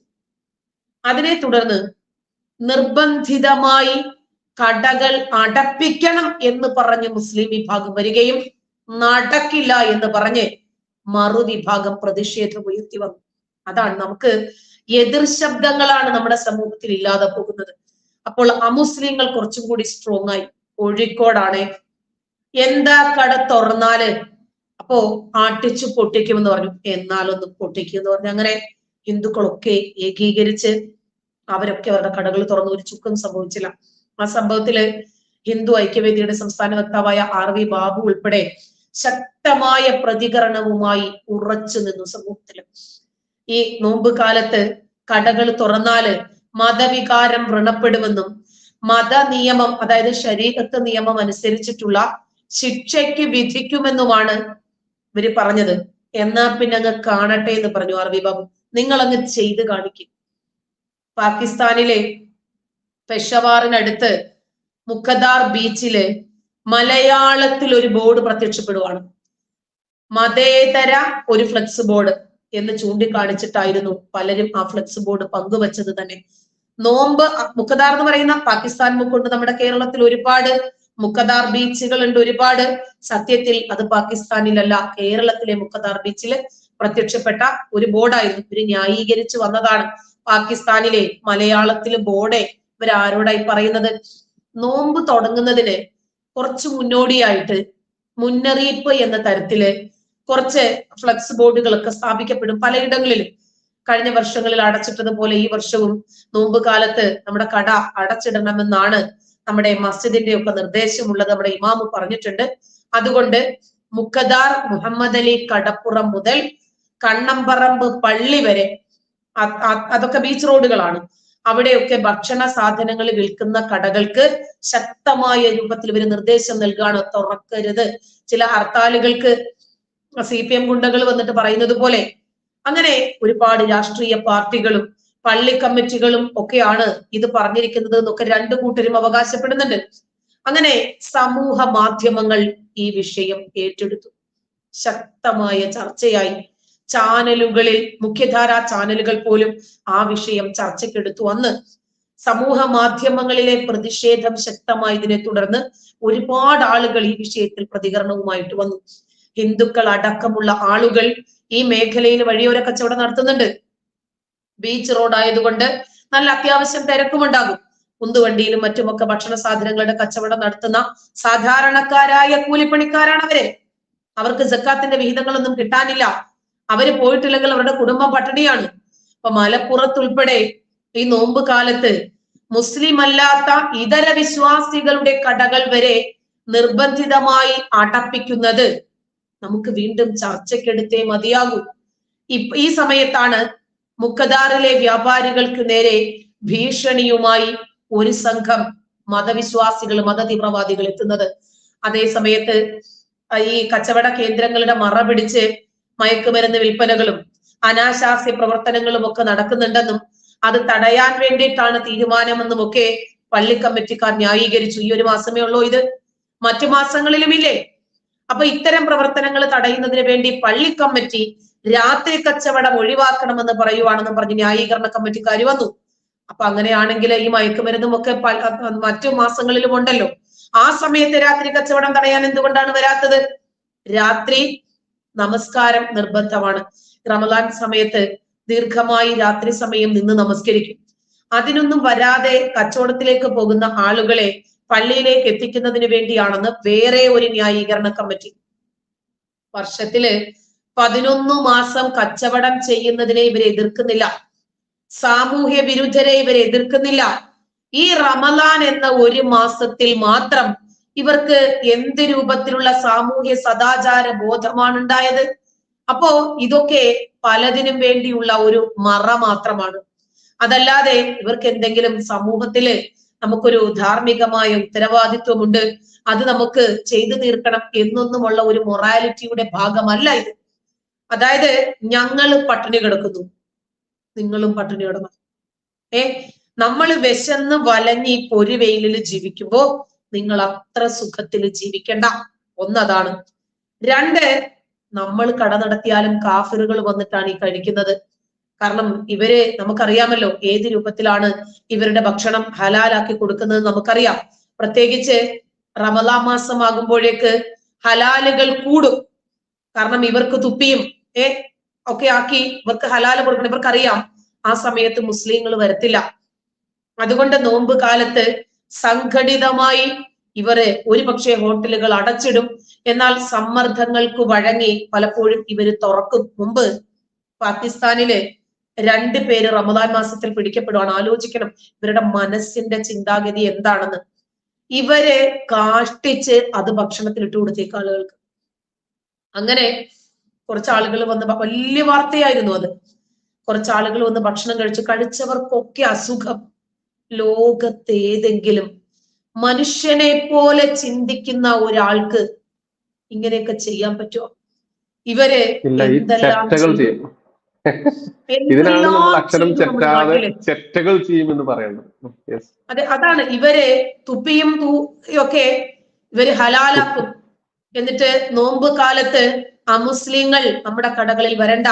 മുമ്പ് ഇപ്പൊ തന്നെ ഇപ്പോഴുണ്ട് കേട്ടോ, മലപ്പുറത്തുമുണ്ട്, കണ്ണൂരുമുണ്ട്. ഹലാൽ ജുവലറി ഉണ്ട്. അയാൾ പറയുന്നത് അമുസ്ലിങ്ങളുടെ കച്ചവടം എനിക്ക് വേണ്ട, താലി കുരിശ് പോലത്തെ സാധനങ്ങളൊന്നും എനിക്കില്ല, എനിക്ക് അവരുടെ കച്ചവടം വേണ്ട. എന്റെ കടയില് മുസ്ലിങ്ങൾ മാത്രം വന്നാൽ മതി. മാപ്പിളമാരുടെ പുതിയ പുതിയ ഡിസൈൻസ് ആണ് ഞാൻ കൊടുക്കുന്നത്. എനിക്ക് അതായത് ബിസിനസ് എല്ലാ മേഖലകളിലും നമ്മൾ മാത്രം മതി ബിസിനസ്സിന് ഇറച്ചി മീനിലും മാത്രം നമ്മൾ ശ്രദ്ധ കേന്ദ്രീകരിച്ചാൽ പോരാ. ഇങ്ങനെ ഇപ്പൊ ഹലാൽ ജ്വല്ലറി എല്ലാവരും അങ്ങോട്ട് തന്നെയല്ലേ പോകും മുസ്ലിങ്ങള്, കാരണം നമ്മുടെ കച്ചവടം അവർക്ക് കിട്ടിയാൽ മതി. അങ്ങനെ മരണ വീടുകളില് അന്യമതസ്ഥരെ വിലക്കിയവര്, ഇയാള് ജീവിച്ചിരുന്ന കാലത്ത് മുഴുവനും അന്യമതസ്ഥരുമായിട്ട് ഇടപഴകിയ ആളാ. എന്നിട്ട് ഇയാളെ മരിച്ചു കഴിയുമ്പോൾ അന്യമതസ്ഥര് കാണാൻ പാടില്ല. ജീവിച്ചിരിക്കുമ്പോഴല്ലേ വൈകാരികതകൾ ഉണ്ടാകുന്നത്, മരിച്ചു കഴിയുമ്പോൾ പിന്നെ മനുഷ്യൻ എന്ത്? അങ്ങനെ മതം മാത്രം നോക്കി, ഡോക്ടറെ മതത്തിൽ നോക്കി, ടാക്സി വിളിക്കുമ്പോൾ, കടകളില് മരുന്ന് വാങ്ങാൻ പോകുമ്പോ, കച്ചവടം, കൊടുക്കല്, വാങ്ങലുകള്, വിൽക്കലുകള് എല്ലാം നമുക്ക് ഞമ്മന്റെ ആളുകളുമായിട്ട് മാത്രം മതി. അങ്ങനെ നമ്മുടെ ആളുകളാകുമ്പോ വില കുറച്ചും കൂട്ടിയും ഒക്കെ അഡ്ജസ്റ്റ് ചെയ്ത് കൊടുക്കാം. ആ നഷ്ടം ഇതര മതസ്ഥരിൽ നിന്ന് കൂട്ടിയെടുത്ത് നികത്തല് എന്ന ഒരു രീതി കൂടി ഇവർ അവലംബിച്ചു. ഭൂമി വിൽക്കുമ്പോ സ്വന്തം ആളുകൾക്ക് മാത്രം വിൽക്കുക. ഹിന്ദുവിന്റെ ഭൂമി പണമുള്ള മുസ്ലിങ്ങളെ കൊണ്ട് വാങ്ങി കൂട്ടണം. ഓണസദ്യ ഹറാമാണ് എന്ന് പറഞ്ഞ് പ്രചരിപ്പിച്ചു. കല്യാണ ചടങ്ങിനിടെയുള്ള മതപ്രഭാഷണങ്ങൾ എന്തെല്ലാം രൂപത്തിൽ ഇവർ നമ്മുടെ നാടിനെ പാകിസ്ഥാൻവൽക്കരിക്കാൻ ശ്രമിച്ചു. മറ്റു മതങ്ങളിലെ പെൺകുട്ടികളെ തെരഞ്ഞു പിടിച്ച് ലവ് ജിഹാദിന് ഇരയാക്കുക. നാർക്കോട്ടിക് ജിഹാദും ലവ് ജിഹാദും ഉണ്ട് എന്ന് പറയുന്ന പാലാ ബിഷപ്പിന്റെ തല വെട്ടാൻ ആഹ്വാനം ചെയ്യുക. പിഞ്ചു കുഞ്ഞുങ്ങൾ മുതൽ വലിയ പ്രായമായ ആളുകളിൽ വരെ ഈ മതത്തിന്റെ ഈ മാലിന്യം, മാരകമായ ഈ വിദ്വേഷം, ഈ വിഷം കുത്തി നിറയ്ക്കുന്ന മദ്രസകൾ മുതൽ തുടങ്ങണം ഒരു പരിഷ്കരണം. മൊത്തം റീസ്റ്റോർ ചെയ്യണം. അഴിച്ചു പണിയേണ്ടി വരും. തലേക്കെട്ട്, തട്ടം, തൊപ്പി, താടി, പണ്ഡിതന്മാരുടെ വിഷപ്രഭാഷണങ്ങള്. ഇനിയിപ്പോ നോമ്പ് കാലമായല്ലോ, ഇനി ബൈജു ശ്രദ്ധിച്ചു നോക്കിക്കോ. ലൈംഗികതയെ കുറിക്കുന്ന വാർത്തകളല്ലാതെ ഉസ്താദുമാരുടെ യൂട്യൂബിൽ ഉണ്ടാവില്ല. നോമ്പ് കാലത്ത് ലൈംഗിക ബന്ധത്തിൽ ഏർപ്പെടാമോ, നോമ്പ് കാലത്ത് പ്രവാചകന്റെ ഭാര്യയുടെ ചുണ്ടുറിഞ്ഞിട്ടുണ്ട്, ഇങ്ങനെയുള്ള ഈ കാമകഥകളും ഈ കളികളും കുളികളും മാത്രം പറഞ്ഞ് സുഖിക്കുക എന്ന ഒരു ഞരമ്പ് രോഗം ഇപ്പൊ തന്നെ ഇവരിൽ ഉടലെടുക്കും. എല്ലാ നോമ്പ് കാലത്തും സാധാരണഗതിയിൽ ഉണ്ടാകാറുണ്ട്. അതായത് നമ്മളൊക്കെ എത്രയോ സ്നേഹത്തിൽ ജീവിച്ചിരുന്നതാ, എത്ര സ്നേഹത്തിലും സഹകരണത്തിലും. നമ്മൾ ഇങ്ങനെയൊന്നും പ്രത്യേകമായ ഒരു മതവിഭാഗത്തെ കുറിച്ച് സംസാരിക്കേണ്ടി വരില്ലായിരുന്നു. പരസ്പരം നമുക്കിടയിലുള്ള സ്നേഹവും ഐക്യവും ഇല്ലാതാക്കിയത് എങ്ങനെയാണ്? അന്യമത വിരോധം പഠിപ്പിക്കുന്നതിലൂടെയാ. സംഘടിതമായി ഒരു നൈതികതയും നോക്കാതെ, ഒരു നീതിബോധവും നോക്കാതെ, ഒരു മാനുഷിക പരിഗണനകളും കൊടുക്കാതെ, ജനാധിപത്യ മൂല്യങ്ങളെ അവഗണിച്ച് ഇതര മതവിഭാഗങ്ങളെ ആശയപരമായി, ആദർശപരമായി അവസരം കിട്ടുമ്പോൾ ശാരീരികമായി, ഫിസിക്കലി ആക്രമിച്ചു. റോഡ് അപകടങ്ങളിലൊക്കെ ഏകപക്ഷീയമായി മതം നോക്കി ഇടപെടുന്ന വാർത്തകൾ എമ്പാടും കണ്ടവരാണ് നമ്മൾ. അതൊന്നും ഇല്ലെന്ന് പറഞ്ഞ് കൈ കഴുകാൻ പറ്റില്ല. ഇതര മതസ്ഥരുടെ ഉത്സവ പറമ്പുകളിൽ വന്ന് സംഘർഷം ഉണ്ടാക്കുന്നത് നമ്മൾ കണ്ടതാണ്. മറ്റു മതവിശ്വാസികളുടെ ആഘോഷങ്ങളിൽ പോയി പല പ്രശ്നങ്ങളും ഉണ്ടാക്കുന്നത് കണ്ടവരാണ് നമ്മള്. ഇതൊക്കെ തുടങ്ങിയിട്ട് കുറച്ച് കാലങ്ങളെ ആയിട്ടുള്ളൂ. അങ്ങനെ തുടങ്ങി നോക്കുമ്പോ ഹിന്ദുക്കളും ഒന്ന് എഴുന്നേറ്റ് നിൽക്കാൻ ശ്രമിച്ചു, ക്രിസ്ത്യാനികളും ഒന്ന് എഴുന്നേറ്റ് നിൽക്കാൻ ശ്രമിച്ചു. അതല്ല, നമ്മൾ പ്രതികരിക്കാതിരുന്നാൽ ശരിയാകില്ല എന്നവർ മനസ്സിലാക്കി അവരും ആ വിഷയത്തിൽ പ്രതികരിക്കാനൊന്ന് എഴുന്നേറ്റ് നിന്നപ്പോൾ ഇപ്പോൾ സ്നേഹസംവാദങ്ങളില്ല. വരൂ നമുക്ക് ബൈബിളിന്റെ ദൈവികത പരിശോധിക്കാം. ഇല്ല. നിച്ച് ഓഫ് ട്രൂത്തിന്റെ കീഴില് എം അക്ബർ തുടങ്ങി വെച്ച ഈ സ്നേഹസംവാദം എന്ന പരിപാടി ഉൽപ്പാദിപ്പിക്കുന്ന വെറും ഒരു അന്യമത വിരോധം മാത്രമായി മാറി. അങ്ങനെ വർഗീയത ഒരു കാലത്ത് വിതച്ചു. ഇന്നവരെ മതേതരത്വം പറഞ്ഞ് നെഞ്ചിലിടിച്ച് മോങ്ങിയിട്ട് കാര്യമില്ല. അന്ന് വർഗീയതയും ഭീകരതയും വിതച്ചവർ ഇന്നത് കൊയ്തെടുത്തേ മതിയാകൂ. ഇത് കാലം കാത്തുവെച്ച കാവ്യനീതിയാണ്. ഇതിൽ കൃത്യമായിട്ട് കഴിഞ്ഞ ദിവസം ഞാൻ എൻ്റെ ഒരു സുഹൃത്തിന്റെ ഹോട്ടലിൽ പോയി. അപ്പൊ അവര് കുടുംബപരമായിട്ട് കാറ്ററിംഗ് ഒക്കെ ആയിട്ട് നടത്തുന്ന ഒരു വലിയ ടീം. അപ്പൊ അവരുടെ അച്ഛനിപ്പം വീട്ടില് ഇതുപോലെ തന്നെ കല്യാണ സദ്യകൾ, അത് മുസ്ലിങ്ങളായാലും ക്രൈസ്തവരായാലും ഹിന്ദുസ് ആയാലും ഗംഭീരമായിട്ട് നോണും അതുപോലെ വെജിറ്റേറിയൻ ചെയ്ത് കൊടുക്കുന്ന ഒരാളാണ്. അപ്പൊ അദ്ദേഹത്തിന്റെ മകന്റെ ഹോട്ടലിലാണ് ഞാൻ പോയത്. അപ്പൊ ഞങ്ങൾ ഭക്ഷണം കഴിച്ചുകൊണ്ടിരുന്നപ്പോൾ നല്ല ടേസ്റ്റി ഫുഡ് കഴിച്ചുകൊണ്ടിരിക്കുകയാണ് ഞങ്ങൾ ഫാമിലി ആയിട്ട്. അത്തരത്തിൽ അപ്പൊ ഞാൻ അവനോട് ചോദിച്ചു, മോനെ അച്ഛന് ഇപ്പൊ വർക്കൊക്കെ ഉണ്ടോ? അച്ഛന് ആദ്യം ടാപ്പിംഗുകാരനായിരുന്നു പുള്ളി, ഇപ്പൊ പിന്നെ കാറ്ററിംഗിലേക്ക് തിരിഞ്ഞതാണ്. അപ്പൊ ടാപ്പിംഗ് ഒന്നും ഇപ്പൊ ഇല്ലാത്തത് കൊണ്ട് പൂർണ്ണമായിട്ട് കാറ്ററിംഗിലായതുകൊണ്ട് കല്യാണ സദ്യ വെക്കാൻ പോയ ഒരു കഥ അവൻ പറഞ്ഞു. അവൻ പറഞ്ഞത് ഒരു ബാപ്പു എന്ന് പറയുന്ന ഒരു മുസൽമാൻ ഈ മുസൽമാന്റെ കല്യാണത്തിന് ഏറ്റവും ജനകീയമായിട്ട് നിൽക്കുന്ന ഒരാളാണ് ഈ ബാപ്പു. ഈ ബാപ്പു എന്ന് പറയുന്ന ഈ ചങ്ങാതി ഇദ്ദേഹത്തെ വിളിക്കുന്നു, ഹിന്ദു നാമധാരിയായിട്ടുള്ള അദ്ദേഹത്തെ വിളിക്കുന്നു. അതിൽ സദ്യയും അതിന്റെ കൂടെ ചിക്കനുമാണ് വിഭവങ്ങൾ. ആലോചിച്ച് നോക്കണം, സദ്യയും അതിന്റെ കൂടെ ഒരു ചിക്കൻ വിഭവം. ചിക്കൻ എന്ന് പറഞ്ഞാൽ വറുത്തെടുത്ത ചിക്കൻ കൊടുക്കുക എന്നുള്ളത്. അപ്പൊ വെജും നോൺ വെജും കൃത്യമായിട്ട് ചെയ്യുന്ന ഈ ഹിന്ദു നാമധാരിയായിട്ടുള്ള ഈ കുക്കിംഗ്, ഈ പാചകക്കാരൻ തന്നെയാണ് അദ്ദേഹം വിളിക്കുന്നത്. കാരണം ഇദ്ദേഹം വളരെ സുപരിചിതനാണ്. ഈ ബാപ്പു എന്ന് പറയുന്ന ആളുകളായിട്ട് വളരെ മതേതരത്വത്തിന്റെ വലിയ കൊടിയും പിടിച്ച് നടക്കുന്ന ആളാണ് എന്നൊക്കെയാണ് വെപ്പ്.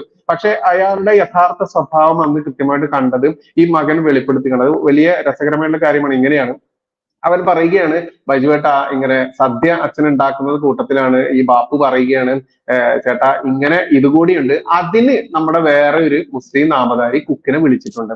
അപ്പോ ഈ ഹിന്ദു ആയിട്ടുള്ള പാചകക്കാരൻ പറഞ്ഞു, ബാപ്പു എന്തിനാണ് ബാപ്പു, ആകെ 1/2 മണിക്കൂർ മതി, ഞാൻ ചെയ്തു തരാം, അതിന് നീ എനിക്ക് 1 രൂപ തരണ്ട, ഓൾറെഡി ഞാൻ ഇവിടെ സദ്യ ഉണ്ടാക്കുന്നുണ്ട്, നീ ഇതിനു വേണ്ടി എനിക്ക് 1 രൂപ നീ അധികം തരേണ്ട, നീ ആ സാധനം ഇവിടെ എത്തിച്ചാൽ മതി, ഞാനത് ഉണ്ടാക്കി തരാം, 1/2 മണിക്കൂർ കൊണ്ട് ഞാൻ ഉണ്ടാക്കി തരാം, വെറുതെ എന്തിനാണ് നീ ആ മറ്റൊരു ചങ്ങാതിയെ വിളിക്കുന്നു, അവൻ അതിന്റെ നല്ല എമൗണ്ട് കൊടുക്കേണ്ടി വരുന്നു, ഒരുപാട് റിസ്ക് ഉണ്ടാക്കി എടുക്കുന്നത്.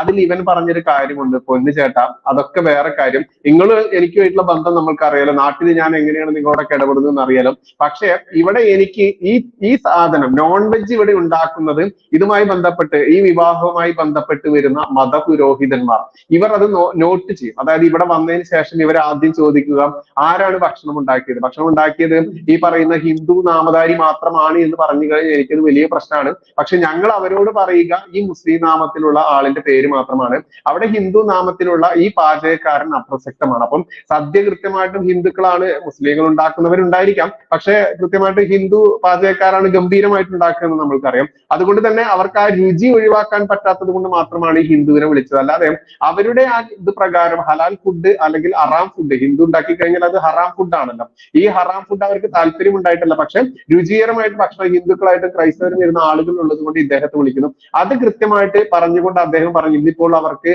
കാറ്ററിംഗ് ജോലി കിട്ടുന്നില്ല. കാരണം ഇത് നടക്കുന്നത് തന്നെ ഏകദേശം 1 വർഷം മുൻപാണ്. അതിനുശേഷം ഇങ്ങോട്ട് നോക്കിയതിന് ശേഷം ആ പയ്യൻ പറയുന്ന, അച്ഛന് ഇന്ന് പണിയില്ല വൈജു കേട്ടാ, ആരും വിളിക്കുന്നില്ല. കാരണം ഇവിടെ കല്യാണത്തിന്, ഒരു ഹിന്ദുവിന്റെ കല്യാണത്തിന് വരുന്നതും ഈ മുസ്ലിങ്ങളാണ്. ആ മുസ്ലിങ്ങൾ പോലും ഇന്ന് ആരാണ് പാചകക്കാരൻ എന്നൊക്കെ നോക്കുന്ന ആ രീതിയിലേക്ക് നമ്മുടെ അവസ്ഥ മാറിയിരിക്കുന്നു. അതുകൊണ്ട് ഒരു ഹിന്ദു നാമധാരിയായിട്ടുള്ള വ്യക്തി ഒരു ഹിന്ദുവിന്റെ കല്യാണത്തിന് നോൺ വെജ് ഭക്ഷണം ഉണ്ടാക്കിയാൽ പോലും, അതല്ലെങ്കിൽ വെജ് ഭക്ഷണം ഉണ്ടാക്കിയാൽ പോലും, അവിടെ തൊട്ടയൽപ്പക്കത്തുള്ള ഒരു മുസ്ലിം അത്ര കണ്ട് ഇടപഴകി ജീവിക്കുന്ന, അത്ര കണ്ട് സ്നേഹബന്ധമാണ് ഞങ്ങൾക്ക് വലുത്, അല്ലെങ്കിൽ ജാതിയല്ല മതമല്ല, ഞങ്ങളിൽ ഇല്ല മതം, ഞങ്ങളിൽ ഇല്ല ജാതി എന്നൊക്കെ മുദ്രാവാക്യം വിളിക്കുന്ന ഈ ചങ്ങാതി ഒരു കല്യാണത്തിന് എന്റെ വീട്ടിലേക്ക് വരണമെന്നുണ്ടെങ്കിൽ ആരാണ് ഭക്ഷണം ഉണ്ടാക്കുന്നത് നോക്കിയതിനു ശേഷമാണ് വരിക എന്ന ആ ഒരു സിസ്റ്റം ആ രീതിയിലേക്ക് അപകടകരമായിട്ടുള്ള അവസ്ഥയിലേക്ക് മാറിയിരിക്കുന്നു. ഇനി മറ്റൊന്ന് പറയേണ്ടത്, നമ്മൾക്കറിയാം ഗൾഫിലുള്ള സിസ്റ്റവും കേരളത്തിലെ, പ്രത്യേകിച്ച് മലപ്പുറത്തേക്ക് എടുക്കുകയാണെങ്കിൽ, ഗൾഫിൽ ഞാൻ ജീവിച്ചിട്ടുള്ള ആളാണ്, അതുകൊണ്ട് തന്നെ നോമ്പ് കാലത്ത് ഗൾഫിൽ എങ്ങനെയാണ് നമ്മൾക്ക് അറിയാൻ പറ്റും. ഗൾഫ് കാലത്ത് നോമ്പാണെങ്കിൽ പോലും അവിടെ ഇരുന്ന് നമ്മൾക്ക് പബ്ലിക്കായി ഭക്ഷണം കഴിക്കാൻ മാത്രമേ അവർ അനുവദിക്കാത്തതുള്ളൂ. അവിടെ നിന്ന് നമുക്ക് പാർസൽ വാങ്ങിക്കൊണ്ട് നമ്മുടെ റൂമിലോ അതല്ലെങ്കിൽ ആളില്ലാത്ത സൈഡിലോ നമ്മുടെ വാഹനത്തിന്റെ ഉള്ളിലോ ഇരുന്നു കൊണ്ട് പുറത്ത് പബ്ലിക്കായിട്ട് ഇരിക്കരുതെന്ന് മാത്രമേ വിദേശ രാജ്യങ്ങൾ, സൗദി അടക്കമുള്ള മുസ്ലിം രാജ്യങ്ങൾ പോലും പറയുന്നുള്ളൂ. പക്ഷെ ഇവിടെ ഭക്ഷണം പോലും തരില്ല എന്ന് പറയുമ്പോൾ ഏറ്റവും കൂടുതൽ സൗദി എന്ന് പറയുന്ന ഇവന്റെയൊക്കെ ഈ മതത്തിന്റെ ബേസിൽ എടുക്കുകയാണെങ്കിൽ തന്നെ ഏറ്റവും വലിയ മതരാജ്യമായിട്ടുള്ള, അവന്റെ ഉംറയായാലും ഹജ്ജായാലും ഒക്കെ നിർവഹിക്കുന്ന, അവന്റെ പരമകോടിയിലെത്തുന്ന ആചാരത്തിന്റെ അനുഷ്ഠാനത്തിന്റെ നാടായിട്ടുള്ള സൗദി പോലും ഇത്തരത്തിൽ ചെയ്യുന്ന സമയത്ത് ഇവിടെ നീ ഒരു തുള്ളി വെള്ളം കുടിക്കേണ്ട, നിനക്കൊരു തുള്ളി ഭക്ഷണം ഞാൻ തരില്ല എന്ന് പറയുന്ന ഇവനൊക്കെ ഏത് ഇവിടത്തെ ആളാണ്? പച്ച ഭാഷയിൽ ചോദിക്കേണ്ടത് ഭാഷ വേറെ തന്നെയാണ്. അതിവിടെ കൃത്യമായി ചൊറിയാതെ വയ്യലൂടെ പറയാതിരിക്കാനാവില്ല. കാരണം ഇത് വെറും 11 മാസം കുപ്പിയും 1 മാസം തൊപ്പിയും ആയിക്കൊണ്ട് ഇവിടുത്തെ നാനാജാതി മതസ്ഥരുടെ അപ്പോസ്തലന്മാരായിക്കൊണ്ട് മതേതരത്വത്തിന്റെ വലിയ വെള്ളരിപ്രാവുകൾ, സമാധാനത്തിന്റെ വെള്ളരിപ്രാവുകൾ എന്ന് പറഞ്ഞ് നടക്കുന്ന നീയൊക്കെ ഈ നോമ്പ് കാലം വരുമ്പോൾ നിന്റെ ഉള്ളിലുള്ള യഥാർത്ഥ സ്വഭാവം കാണിക്കുമ്പോൾ ഇവിടെ നിരപരാധികളായിട്ടുള്ള ഹിന്ദുവും ക്രിസ്ത്യാനിയും അടക്കമുള്ള നാനാജാതി മതസ്ഥർ, അതല്ലെങ്കിൽ ഇവിടെ അന്യഭാഷാ തൊഴിലാളികൾ എന്ന് പിണറായി വിജയൻ വിളിക്കുന്ന അതിഥി തൊഴിലാളികൾ, എത്ര ആളുകൾ ഇവിടെ കഷ്ടപ്പെടുന്നുണ്ട് എന്നുള്ളതല്ല, നിന്റെ ആ കിതാബിൽ എഴുതി വെച്ചിട്ടുള്ള ഈ പറയുന്ന കാട്ടറബിക് കിതാബിൽ നിന്ന് ആരെങ്കിലും പറഞ്ഞാൽ കുറ്റപ്പെടുത്താനാവാത്ത ആ രീതിയിലുള്ള ആചാരങ്ങൾ ഇന്നും നീ പിൻപറ്റുന്നുണ്ടെങ്കിൽ അവിടെ നീ തിരുത്തപ്പെടേണ്ടത് നിന്റെ മാത്രം ഉത്തരവാദിത്തമാണ്. കാരണം ഇന്ന് ചാവാൻ റെഡി ആയിക്കൊണ്ട് തന്നെയാണ് ഞങ്ങളെ പോലെയുള്ള ആളുകൾക്ക് പച്ചയ്ക്ക് വിളിച്ച് പറയാൻ റെഡിയായി വന്നിരിക്കുന്നത്. അതുകൊണ്ട് നിനക്ക് ഞങ്ങളെ കൊന്നു കഴിഞ്ഞാലും പറ്റുന്നത് രക്തത്തിൽ നിന്ന്, ഞങ്ങളുടെ ഓരോ തുള്ളി രക്തത്തിൽ നിന്നും CPM വിളിക്കുന്ന മുദ്രാവാക്യമല്ല, ഞങ്ങളിൽ നിന്ന് ഉയർത്തെഴുന്നേൽക്കുന്നത് ഞങ്ങളെ പോലുള്ള നൂറുകണക്കിന് ആളുകളായതുകൊണ്ട് ഇനിയും ഇത് ഒരുപാട് ചൊറിച്ചിലുകളിലൂടെ തന്നെ തീർക്കുമെന്നത് കൂട്ടിച്ചേർക്കാതിരിക്കാനാവില്ല ടീച്ചറെ. പക്ഷേ ഈ നോമ്പുണ്ടല്ലോ, നമ്മുടെ ശരീരത്തിന് മാത്രമല്ല നോമ്പ്, നാവിന് മാത്രമല്ല നോമ്പ്, നമ്മുടെ മനസ്സിനും നോമ്പുണ്ട് എന്നൊക്കെയാണ് ഉസ്താദുമാര് ഞാനടക്കം പ്രഭാഷണങ്ങൾ നടത്തിയിരുന്നത്. കണ്ണിന് നോമ്പുണ്ട്, കാതിന് നോമ്പുണ്ട്. ശരീര അവയവങ്ങളെ ശുദ്ധീകരിക്കുന്നത് പോലെ തന്നെ നമ്മുടെ പ്രവർത്തനങ്ങളെ, നമ്മുടെ മനസ്സിനെ നമ്മൾ ശുദ്ധീകരിക്കണമെന്നാണ് പൊതുവെ പറയാറുള്ളത്. പക്ഷേ ഈ ഒരു മാസം മാത്രം ശുദ്ധിയാക്കുന്നത് മറ്റു 11 മാസം കൊണ്ട് അങ്ങ് തീർന്നു കിട്ടുമല്ലേ. ഈ ഒരു മാസം എങ്ങനെയാണോ ഇവരുടെ ജീവിതത്തെ നിയന്ത്രിക്കുന്നത്, നാവിനെയും പ്രവർത്തനങ്ങളെയും നിയന്ത്രിക്കുന്നത്, അതുപോലെ തുടർന്ന് പോകാനും ഇവർ ശ്രമിക്കുന്നെങ്കിൽ ജീവിതത്തിൽ ആരോഗ്യമുണ്ടാകും, സന്തോഷമുണ്ടാകും, സ്വസ്ഥതയുണ്ടാകും, ക്ഷമയും നല്ല സന്തോഷകരമായിട്ടുള്ള ഒരു ലൈഫും ഉണ്ടാകും. പക്ഷേ ഈ 30 ദിവസം ഈ മൃഗങ്ങളെ വെട്ടി തിന്നാതിരിക്കണം. കൃത്രിമമായ മണവും രുചിയും, നിറക്കൂട്ടുകള്, ഹോട്ടല്, കാറ്ററിംഗ് ഉൽപ്പന്നങ്ങള്, ഇതൊക്കെ ഉപേക്ഷിക്കണം. ഇതൊന്നും പ്രവാചകൻ തിന്നിട്ടില്ല, ഇതൊന്നും പ്രവാചകൻ ശീലിച്ചിട്ടുള്ള രീതിയല്ല. ഇങ്ങനെ ലളിതമായി ജീവിക്കാനുള്ള പരിശീലന കാലമായി ഈ നോമ്പിനെ ഇവർക്ക് ആഘോഷമാക്കി മുന്നോട്ട് പോകാം. ഇഫ്താർ വരുന്നുണ്ട്, നോമ്പ് തുറ. എന്ത് കാണിക്കുന്നത് ഇവര് ഭക്ഷണം കൊണ്ട്, നമ്മൾ കണ്ടിട്ടും കേട്ടിട്ടും ഇല്ലാത്ത രൂപത്തിലുള്ള ഭക്ഷണ രീതികൾ.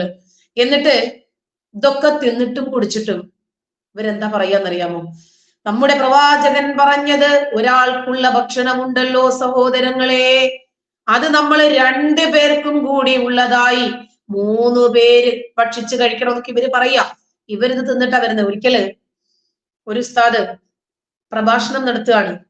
ഒരു കാരക്ക കീറുകൊണ്ട് മാത്രം അതുപോലും നോമ്പ് തുറക്കാൻ കിട്ടാതിരുന്ന പ്രവാചകൻ, നമ്മളാണെങ്കിലോ ഇന്ന് യഥേഷ്ടം ഭക്ഷണവുമായിട്ടാണ് ഇങ്ങനെ കഴിയുന്നത്. അന്ന് ഉസ്താദിന്റെ ആ പ്രഭാഷണം കഴിഞ്ഞാൽ ഒരു വീട്ടിലാണ് ഉസ്താദ് നോമ്പ് തുറക്കാൻ പോകേണ്ടത്. അപ്പൊ ആ വീട്ടുകാര് നോമ്പ് തുറക്കുമ്പോ ഇയാൾ നോക്കുമ്പോ മെനു കൊടുത്തു ഒന്നും കാണുന്നില്ല.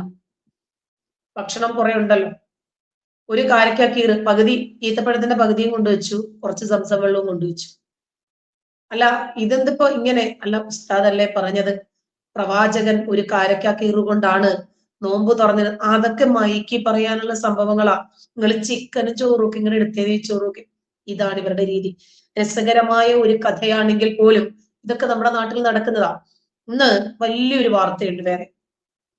ചൈനയില് ഇസ്ലാം മതം കൊണ്ട് ചൈന പൊറുതിമുട്ടി.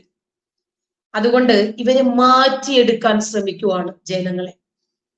കമ്മ്യൂണിസ്റ്റ് സർക്കാരായതുകൊണ്ട് കമ്മ്യൂണിസ്റ്റ് നേതാവായ ഷിങ്ഗ്രുയി എന്ന വ്യക്തി ആയതുകൊണ്ട് നമ്മുടെ നാട്ടിലെ മാധ്യമങ്ങളൊന്നും ഇത് കണ്ടില്ല. അവർക്കാർക്കും അത് വാർത്തയുമല്ല. സിൻജിയാങ് എന്ന സ്ഥലത്തിനുള്ളില് ഇസ്ലാമിന്റെ ഒരു എന്താണ്, ഒരു മാറ്റത്തിരുത്തലുകൾ അനിവാര്യമാണെന്നും അവരെ മാറ്റി അടിമുടി മാറ്റാനും അവർ ശ്രമിക്കുവാണ്. ഇപ്പോഴ് സിൻജിയാങ് എന്ന് പറയുന്ന സ്ഥലത്ത് ഭയങ്കരമായ രൂപത്തിൽ മതമൗലികവാദമുണ്ട്. ഭീകരവാദവും ചൈനയിൽ നിലനിൽക്കുന്ന, രൂക്ഷമായി നിലനിൽക്കുന്ന ഒരു സ്ഥലമാണ് ഈ Xinjiang. Communist party of China അവിടുത്തെ ഈ സിൻജിയാങ് എന്ന സ്ഥലത്ത് അവിടുത്തെ തലവനുണ്ട് മാ സിംഗ്രുയി. അയാള് വാർത്താ സമ്മേളനത്തിൽ പറഞ്ഞു, ഞാൻ ഈ നാടിനെ അടിമുടി ഉടച്ചു വാർക്കാൻ പോകുന്നു. നേരത്തെ തന്നെ ചൈനീസ് പ്രസിഡന്റായ ഷീ ജിൻപിങ്, അദ്ദേഹവും ഇസ്ലാമിന്റെ ഈ സിനിക്കൈസേഷൻ അങ്ങനെ കണ്ടാണ് പറയുന്നത്, സിനിക്കൈസേഷൻ എന്നുണ്ട്, അതായത് അടിമുടി ഉടച്ചു വാർക്കുക തന്നെ ഉദ്ദേശിക്കുന്നത്. ഈ കമ്മ്യൂണിസ്റ്റ് പാർട്ടി ഓഫ് ചൈനയുടെ താല്പര്യങ്ങളെ ബാധിക്കാത്ത വിധത്തിൽ ഇസ്ലാമിനെയോ മറ്റേതെങ്കിലും മതത്തെയോ രൂപകൽപ്പന ചെയ്യാനാണ് ഈ പാർട്ടി ലക്ഷ്യമിടുന്നത്. ജനങ്ങള് പാർട്ടിയെ മതത്തിനു മുകളിൽ വെക്കണം. ഇതാണ് പാർട്ടി ലക്ഷ്യം വെക്കുന്നത്. ഇവിടെ ഏറെ നാളായിട്ട് ചൈനയിലെ മുസ്ലിങ്ങൾക്ക് നേരെ ഒരുപാട് അക്രമങ്ങൾ നടക്കുന്നു എന്ന് അവര് പറയുന്നു. സാധാരണ ഇവര് പോകുന്നിടത്തൊക്കെ ഇവരുടെ അക്രമം കാരണം മറ്റുള്ളവർ ബുദ്ധിമുട്ടാറാണ് പതിവ്. ഏകദേശം 16,000 മസ്ജിദുകൾ ഈ അടുത്ത കാലത്ത് ഈ പ്രദേശത്ത് നിന്ന് പൊളിച്ചു മാറ്റി. ഒരു ഹർത്താൽ ഉണ്ടായില്ല, ഒരു കരിദിനം ഉണ്ടായില്ല, റോഡ് കത്തിക്കൽ ഉണ്ടായില്ല, ഇനിയും ഈ ഭരണാധികാരിയുടെ കോലം കത്തിക്കൽ ഉണ്ടായിരുന്നില്ല, നാട് ചൈനയാ നടക്കില്ല. അവിടെ ആ പ്രദേശത്ത് മതതീവ്രവാദം തഴച്ചു വളർന്നത് കാരണം ജനാധിപത്യ മൂല്യങ്ങൾ നിലനിൽപ്പില്ലാതെയായി. അങ്ങനെ വന്നപ്പോൾ 16,000 പള്ളികൾ അടിച്ചു പൊട്ടിച്ചു. കമ്മ്യൂണിസ്റ്റ് പാർട്ടിയുടെ സർക്കാരിന്റെയും ഉദ്യോഗസ്ഥരുടെയും മേൽനോട്ടത്തില് ഇസ്ലാം മത വിശ്വാസികളെ കൊണ്ട് പന്നിയിറച്ചി വരെ തീറ്റിക്കുന്നുണ്ടെന്നാ പറയുന്നത്. 10 ലക്ഷത്തിലധികം മുസ്ലിങ്ങളെ ഈ സംസ്ഥാനത്ത് തടവിലാക്കിയിട്ടുണ്ട്. ഇതിനു പുറമെ മുസ്ലിങ്ങൾ ഇവിടെ എമ്പാടും ചെയ്യുന്ന സകലമാന തെണ്ടിത്തരങ്ങൾക്കും ശിക്ഷിക്കപ്പെടുന്നുണ്ട്. അവരുടെ വസ്ത്രധാരണം, അവരുടെ ജീവിത രീതി, ഇതിലൊക്കെ അടിമുടി മാറ്റങ്ങൾ കൊണ്ടുവന്നു. ഇനി അതിലേറെ രസകരമായ വസ്തുത, അവിടെ നോമ്പെടുക്കാൻ പറ്റില്ല. അവിടെ നോമ്പെടുത്താൽ കൽത്തുറങ്കിലായിരിക്കും പിന്നീട് അവർ ചെന്നെത്തുന്നത്. എന്തേ നമ്മുടെ നാട്ടിലൊന്നും അത് വാർത്തയാകാത്തത്? അതല്ലെങ്കിൽ മുസ്ലിം വേട്ട എന്ന് പറഞ്ഞ് സാധാരണ കൊടുക്കേണ്ടതാ. ചൈനയിൽ മുസ്ലിങ്ങൾ പീഡിപ്പിക്കപ്പെടുന്നു, അവർക്ക് നിലനിൽപ്പില്ലാതെയാകുന്നു, അവർക്ക് ജീവിക്കാൻ വയ്യ. അതുകൊണ്ട് ചൈനയ്ക്കെതിരെ എല്ലാ ഇസ്ലാമിക രാജ്യങ്ങളും ഉറഞ്ഞു തുള്ളാൻ തുടങ്ങേണ്ടതല്ലേ? എന്തേ ഇപ്പൊ ഇല്ലാത്തത്? അതായത് ചൈനയാണ്, ഞമ്മന്റെ ആളുകളാണ്, അതുകൊണ്ട് അത് പറ്റില്ല. ഇവിടെ നോമ്പ് കാലത്ത് പ്രത്യേകിച്ച് ഈ പട്ടിണി കിടന്ന് ഈ സന്ധ്യ സമയത്താണ് നോമ്പ് മുറിക്കുക. കുറെ വെള്ളം കുടിക്കും, കുറെ എണ്ണക്കടികള്, കുറെ പത്തിരിയും ചിക്കനും, ഇതൊക്കെ തിന്ന് കഴിയുമ്പോഴത്തേക്കിന് മനുഷ്യനെ കൊണ്ട് കുനിയാനും നൂരാനും ഒക്കെ വലിയ ബുദ്ധിമുട്ടായിരുന്നു. ഞാന് വയറ് നിറച്ചും തിന്നിട്ട് കുനിയുന്നുണ്ട്, സാഷ്ടാംഗം നമസ്കരിക്കുന്നുണ്ട്. ഇത് അള്ളാഹുവിനോടുള്ള ഒരു കരാറെന്ന രൂപത്തിലാണ് ഇസ്ലാം മത വിശ്വാസികൾ ഇത് ചെയ്യുന്നത്. ശരി, നമുക്ക് സമൂഹത്തോടൊരു പ്രതിബദ്ധതയുണ്ട്. നീതിയും ധർമ്മവും സത്യവും ഒക്കെ പാലിക്കാൻ സാധിക്കുക, അധർമ്മത്തിനെതിരെ പടപൊരുതുക, അതല്ലെങ്കിൽ ഒരു തൂലിക കൊണ്ടെങ്കിലും നമുക്കതിനെ പ്രതിരോധിക്കാൻ സാധിക്കുക എന്നതാണ് എന്നെ സംബന്ധിച്ചിടത്തോളം സാഷ്ടാംഗം പോയി നിന്ന് ഉച്ചയും കുത്തി മറിയുന്നതിനേക്കാൾ നല്ലത് എന്ന് വിശ്വസിക്കുന്ന ആളാണ് ഞാൻ. എന്നാൽ കഴിയുന്ന വിധം എന്റെ രാജ്യത്തിന്റെ നിയമങ്ങളെ അംഗീകരിച്ച് എന്റെ രാജ്യത്തിന്റെ ഭരണ സംവിധാനങ്ങളോട് നീതി പുലർത്തി എന്നോട് തന്നെ ധർമ്മനിഷ്ഠ കാണിച്ച് മുന്നോട്ട് പോകാൻ സാധിക്കുക എന്നത് പ്രയാസമുള്ള കാര്യമാണ്. പക്ഷേ ഉച്ചയും കുത്തി മറിയുക, നൂരുക എന്നത് വെറും ഒരു ശാരീരിക അഭ്യാസം എന്നതിനപ്പുറം എന്തെങ്കിലും ഉണ്ടോ എന്ന് എനിക്ക് തോന്നിയിട്ടില്ല. നമുക്ക് നന്മയാണ് ചെയ്യുന്നത്, ആ നന്മ കൊണ്ട് നമുക്കൊരു മെന്റൽ സാറ്റിസ്ഫാക്ഷൻ ലഭിക്കണം. ഇപ്പോ നമ്മുടെ അടുത്ത വീട്ടിൽ ഒരാൾക്ക് നമ്മുടെ വീട്ടിൽ ഒരു ഭക്ഷണം ഉണ്ടാക്കി കുറച്ച് അവർക്ക് കൊടുക്കുന്നു, നമുക്കില്ലെങ്കിലും നമ്മൾ അവർക്ക് കൊടുക്കുന്നു, അവര് കഴിച്ചിട്ട് ടേസ്റ്റ് ഉണ്ട് കേട്ടോ എന്ന് പറയുമ്പോൾ നമുക്കുണ്ടൊരു സന്തോഷം. കൊള്ളാം, ഞങ്ങൾ കറിയില്ലാതിരിക്കുകയായിരുന്നു, അപ്പോ ആ കറി കിട്ടി, വലിയ സന്തോഷമുണ്ട്. അതേപോലും ഞാൻ നേരം വെളുത്താൽ ഇരുട്ടുവോളം നമസ്കരിക്കുന്നു. ഇരുട്ടിക്കഴിഞ്ഞാൽ രാവിലെ വരെ ഞാൻ ഇരുന്ന് ഖുർആൻ ഓതുന്നു.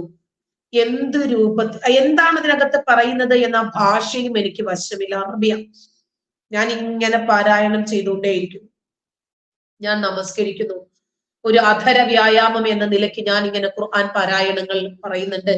കൈകെട്ടുന്നു, യാന്ത്രികമായി എന്തൊക്കെയോ പറയുന്നു, കുനിയുന്നു, നൂരുന്നു എന്നതിനപ്പുറം എന്തെങ്കിലും തരത്തിലൊരു നന്മ ഇതിനകത്തുണ്ട് എന്ന് എനിക്ക് തോന്നിയിട്ടില്ല. അതുകൊണ്ട് ആത്യന്തികമായി എനിക്ക് പറയാനുള്ളത്, നോമ്പിന്റെ വിഷയം തീർന്നിട്ടില്ല, നാളെ ഇനി നമുക്ക് ചർച്ച ചെയ്യേണ്ടതുണ്ട്. അപ്പോ ആത്യന്തികമായി എനിക്ക് പറയാനുള്ളത്, ഭക്ഷണം വ്യത്യസ്തമായ രുചികളിലും നിറത്തിലും വിഭവസമൃദ്ധമായി നോൺ വെജ് കണ്ടമാനം കഴിച്ച് വയറ് വീർപ്പിച്ച് എങ്ങനെയാണ് ഇവര് തടി കുറയ്ക്കാൻ പോകുന്നത്? എങ്ങനെയാണ് ഇവര് കൊളസ്ട്രോൾ കുറയ്ക്കാൻ പോകുന്നത്? ഇങ്ങനെയാണോ നമ്മൾ വേദനിക്കുന്നവന്റെ, പട്ടിണി കിടന്ന് കരയുന്നവന്റെ വേദന ഇവര് മനസ്സിലാക്കാൻ പോകുന്നത് എന്നറിയില്ല. ബൈജു, ഞാനൊക്കെ ഒരുപാട് വിശന്ന് കരഞ്ഞിട്ടുള്ള ആളാ. വിശപ്പിന്റെ വേദന എന്താണ് എന്ന് വളരെ കൃത്യമായി ഞങ്ങൾക്ക് എല്ലാവർക്കും അറിയാം. ഞങ്ങൾ വിശന്ന് കരയും. അപ്പോ ഉമ്മ, താഴെയാണല്ലോ അടുപ്പ്, ഉമ്മ ഉണ്ടാവും ഒരു കലത്തിൽ ഇങ്ങനെ തീയിടുന്നുണ്ടാകും, ഇത് വേവും, ഇപ്പൊ ഞങ്ങൾക്ക് ചോറ് കിട്ടും എന്നൊക്കെ പ്രതീക്ഷിച്ചിരുന്നിരുന്നിരുന്നിരുന്നിരുന്നിരുന്ന് ഞങ്ങൾ ഉറങ്ങിപ്പോ. വെറും വെള്ളമായിരിക്കും കലത്തിൽ ഉണ്ടാകുക, വേറെ മാർഗമില്ല. അങ്ങനെ അങ്ങനെ വളർന്ന എനിക്ക് ഒരാള് വിശക്കുന്നു എന്ന് പറഞ്ഞാൽ കൃത്യമായിട്ട് എനിക്കത് മനസ്സിലാവും. അതിന് ഞാൻ വീണ്ടും പട്ടിണി ഇരിക്കണ്ട. ഞാൻ ആ പട്ടിണി ഇരുന്നതിന്റെ വേദന എനിക്കറിയാം. ഒരാള് എനിക്ക് മാറിയുടുക്കാൻ വസ്ത്രമില്ല എന്ന് പറഞ്ഞാൽ എനിക്ക് മനസ്സിലാകും. കാരണം ഒരുപാട് തുന്നിത്തച്ച വസ്ത്രങ്ങൾ ഞാൻ ഇട്ടിട്ടുണ്ട്. ഇനിയും ബൈജുവിനത് അറിയണമെങ്കിൽ ബൈജു അവസ്ഥയിലേക്ക് പോകണ്ട, മനസ്സിലാക്കാൻ പറ്റും. വിശന്നാലുള്ള വേദന, ഭക്ഷണമില്ലെങ്കില്, വസ്ത്രമില്ലെങ്കില്, കിടക്കാൻ ഒരു ഇടമില്ലെങ്കില്, നമുക്കെന്ന് പറഞ്ഞ് കയറിപ്പോകാൻ, നമ്മളെ ഒന്ന്, നമുക്കൊരു വിഷമം വരുമ്പോൾ, വേദന വരുമ്പോൾ നമ്മളെ ഒന്ന് കെട്ടിപ്പിടിക്കാൻ, ഒന്ന് ആശ്വസിപ്പിക്കാൻ, കണ്ണിൽ നോക്കി പോട്ടെ സാരമില്ല അതൊക്കെ ശരിയാകും എന്ന് പറയാൻ ഒരാളില്ലെങ്കിലുള്ള വേദന, നമ്മൾ ആ അവസ്ഥയിലേക്ക് പോകാതെ തന്നെ നമുക്കത് അറിയാൻ കഴിയണം. അതിലാണ് നമ്മുടെ മനുഷ്യത്വം സ്ഥിതി ചെയ്യേണ്ടത്. അതല്ലാതെ അവരെ പട്ടിണി കിടക്കുന്നവന്റെ വേദന അറിയാൻ 15-14 മണിക്കൂർ ഞാൻ പട്ടിണി ഇരിക്കുന്നു, എന്നിട്ട് ഞാൻ വാരി വലിച്ച് തിന്നുന്നു. ആ പട്ടിണി കിടക്കുന്നവന്റെ വേദന ഞാൻ അറിഞ്ഞു, അവൻ എന്ത് ഗുണമാണുള്ളത്? ഞാനൊരു എക്സാമ്പിൾ പറഞ്ഞുതരാം. ബൈജുവിന്റെ വീട്ടിൽ ഇന്ന് കള്ളം കയറും, എനിക്കറിയാമോ? ഇന്ന് കള്ളം കയറും, വീടൊക്കെ അടിച്ചു പൊട്ടിക്കും, എല്ലാവരെയും അടിച്ചു കൊല്ലും എന്ന് എനിക്കറിയാം. അതിനെ പ്രതിരോധിക്കാൻ എനിക്ക് കഴിയാതെ പിറ്റേ ദിവസം ഞാൻ പറയാണ്, എനിക്കറിയായിരുന്നു അവിടെ കള്ളം കയറുമെന്നും ഇങ്ങനെയൊക്കെ സംഭവിക്കുമെന്നും എനിക്കറിയാമായിരുന്നു എന്ന് പറയുന്നതിൽ എന്താ അർത്ഥമാണുള്ളത്? എനിക്കതിനെ പ്രതിരോധിക്കാൻ കഴിയുന്നതാണ് എന്റെ ധാർമ്മികമായ ഉത്തരവാദിത്വം. അപ്പൊ ഒരു പട്ടിണി കിടക്കുന്നവന്റെ, എനിക്ക് മനസ്സിലായി അവന്റെ വേദന എന്താണെന്ന്. എന്ത് കാര്യം അതില്? അവന്റെ പട്ടിണി മാറ്റാൻ, അവന്റെ വിശപ്പിന്റെ വേദന അറിഞ്ഞ് ആ വേദനയ്ക്കൊരു സമാശ്വാസം ഉണ്ടാക്കാൻ എനിക്ക് കഴിഞ്ഞിട്ടില്ലെങ്കിൽ എന്നിലെ മനുഷ്യനെ കീറിയെടുത്ത് വിചാരണ ചെയ്യേണ്ടിയിരിക്കും. ഏതായാലും മനുഷ്യനാകണം, മനുഷ്യനാകണം, മനുഷ്യനാകണം എന്ന മുദ്രാവാക്യം നമ്മൾ കേൾക്കാറുണ്ട്, പാട്ട് ഒരുപാട് കേൾക്കാറുണ്ട്.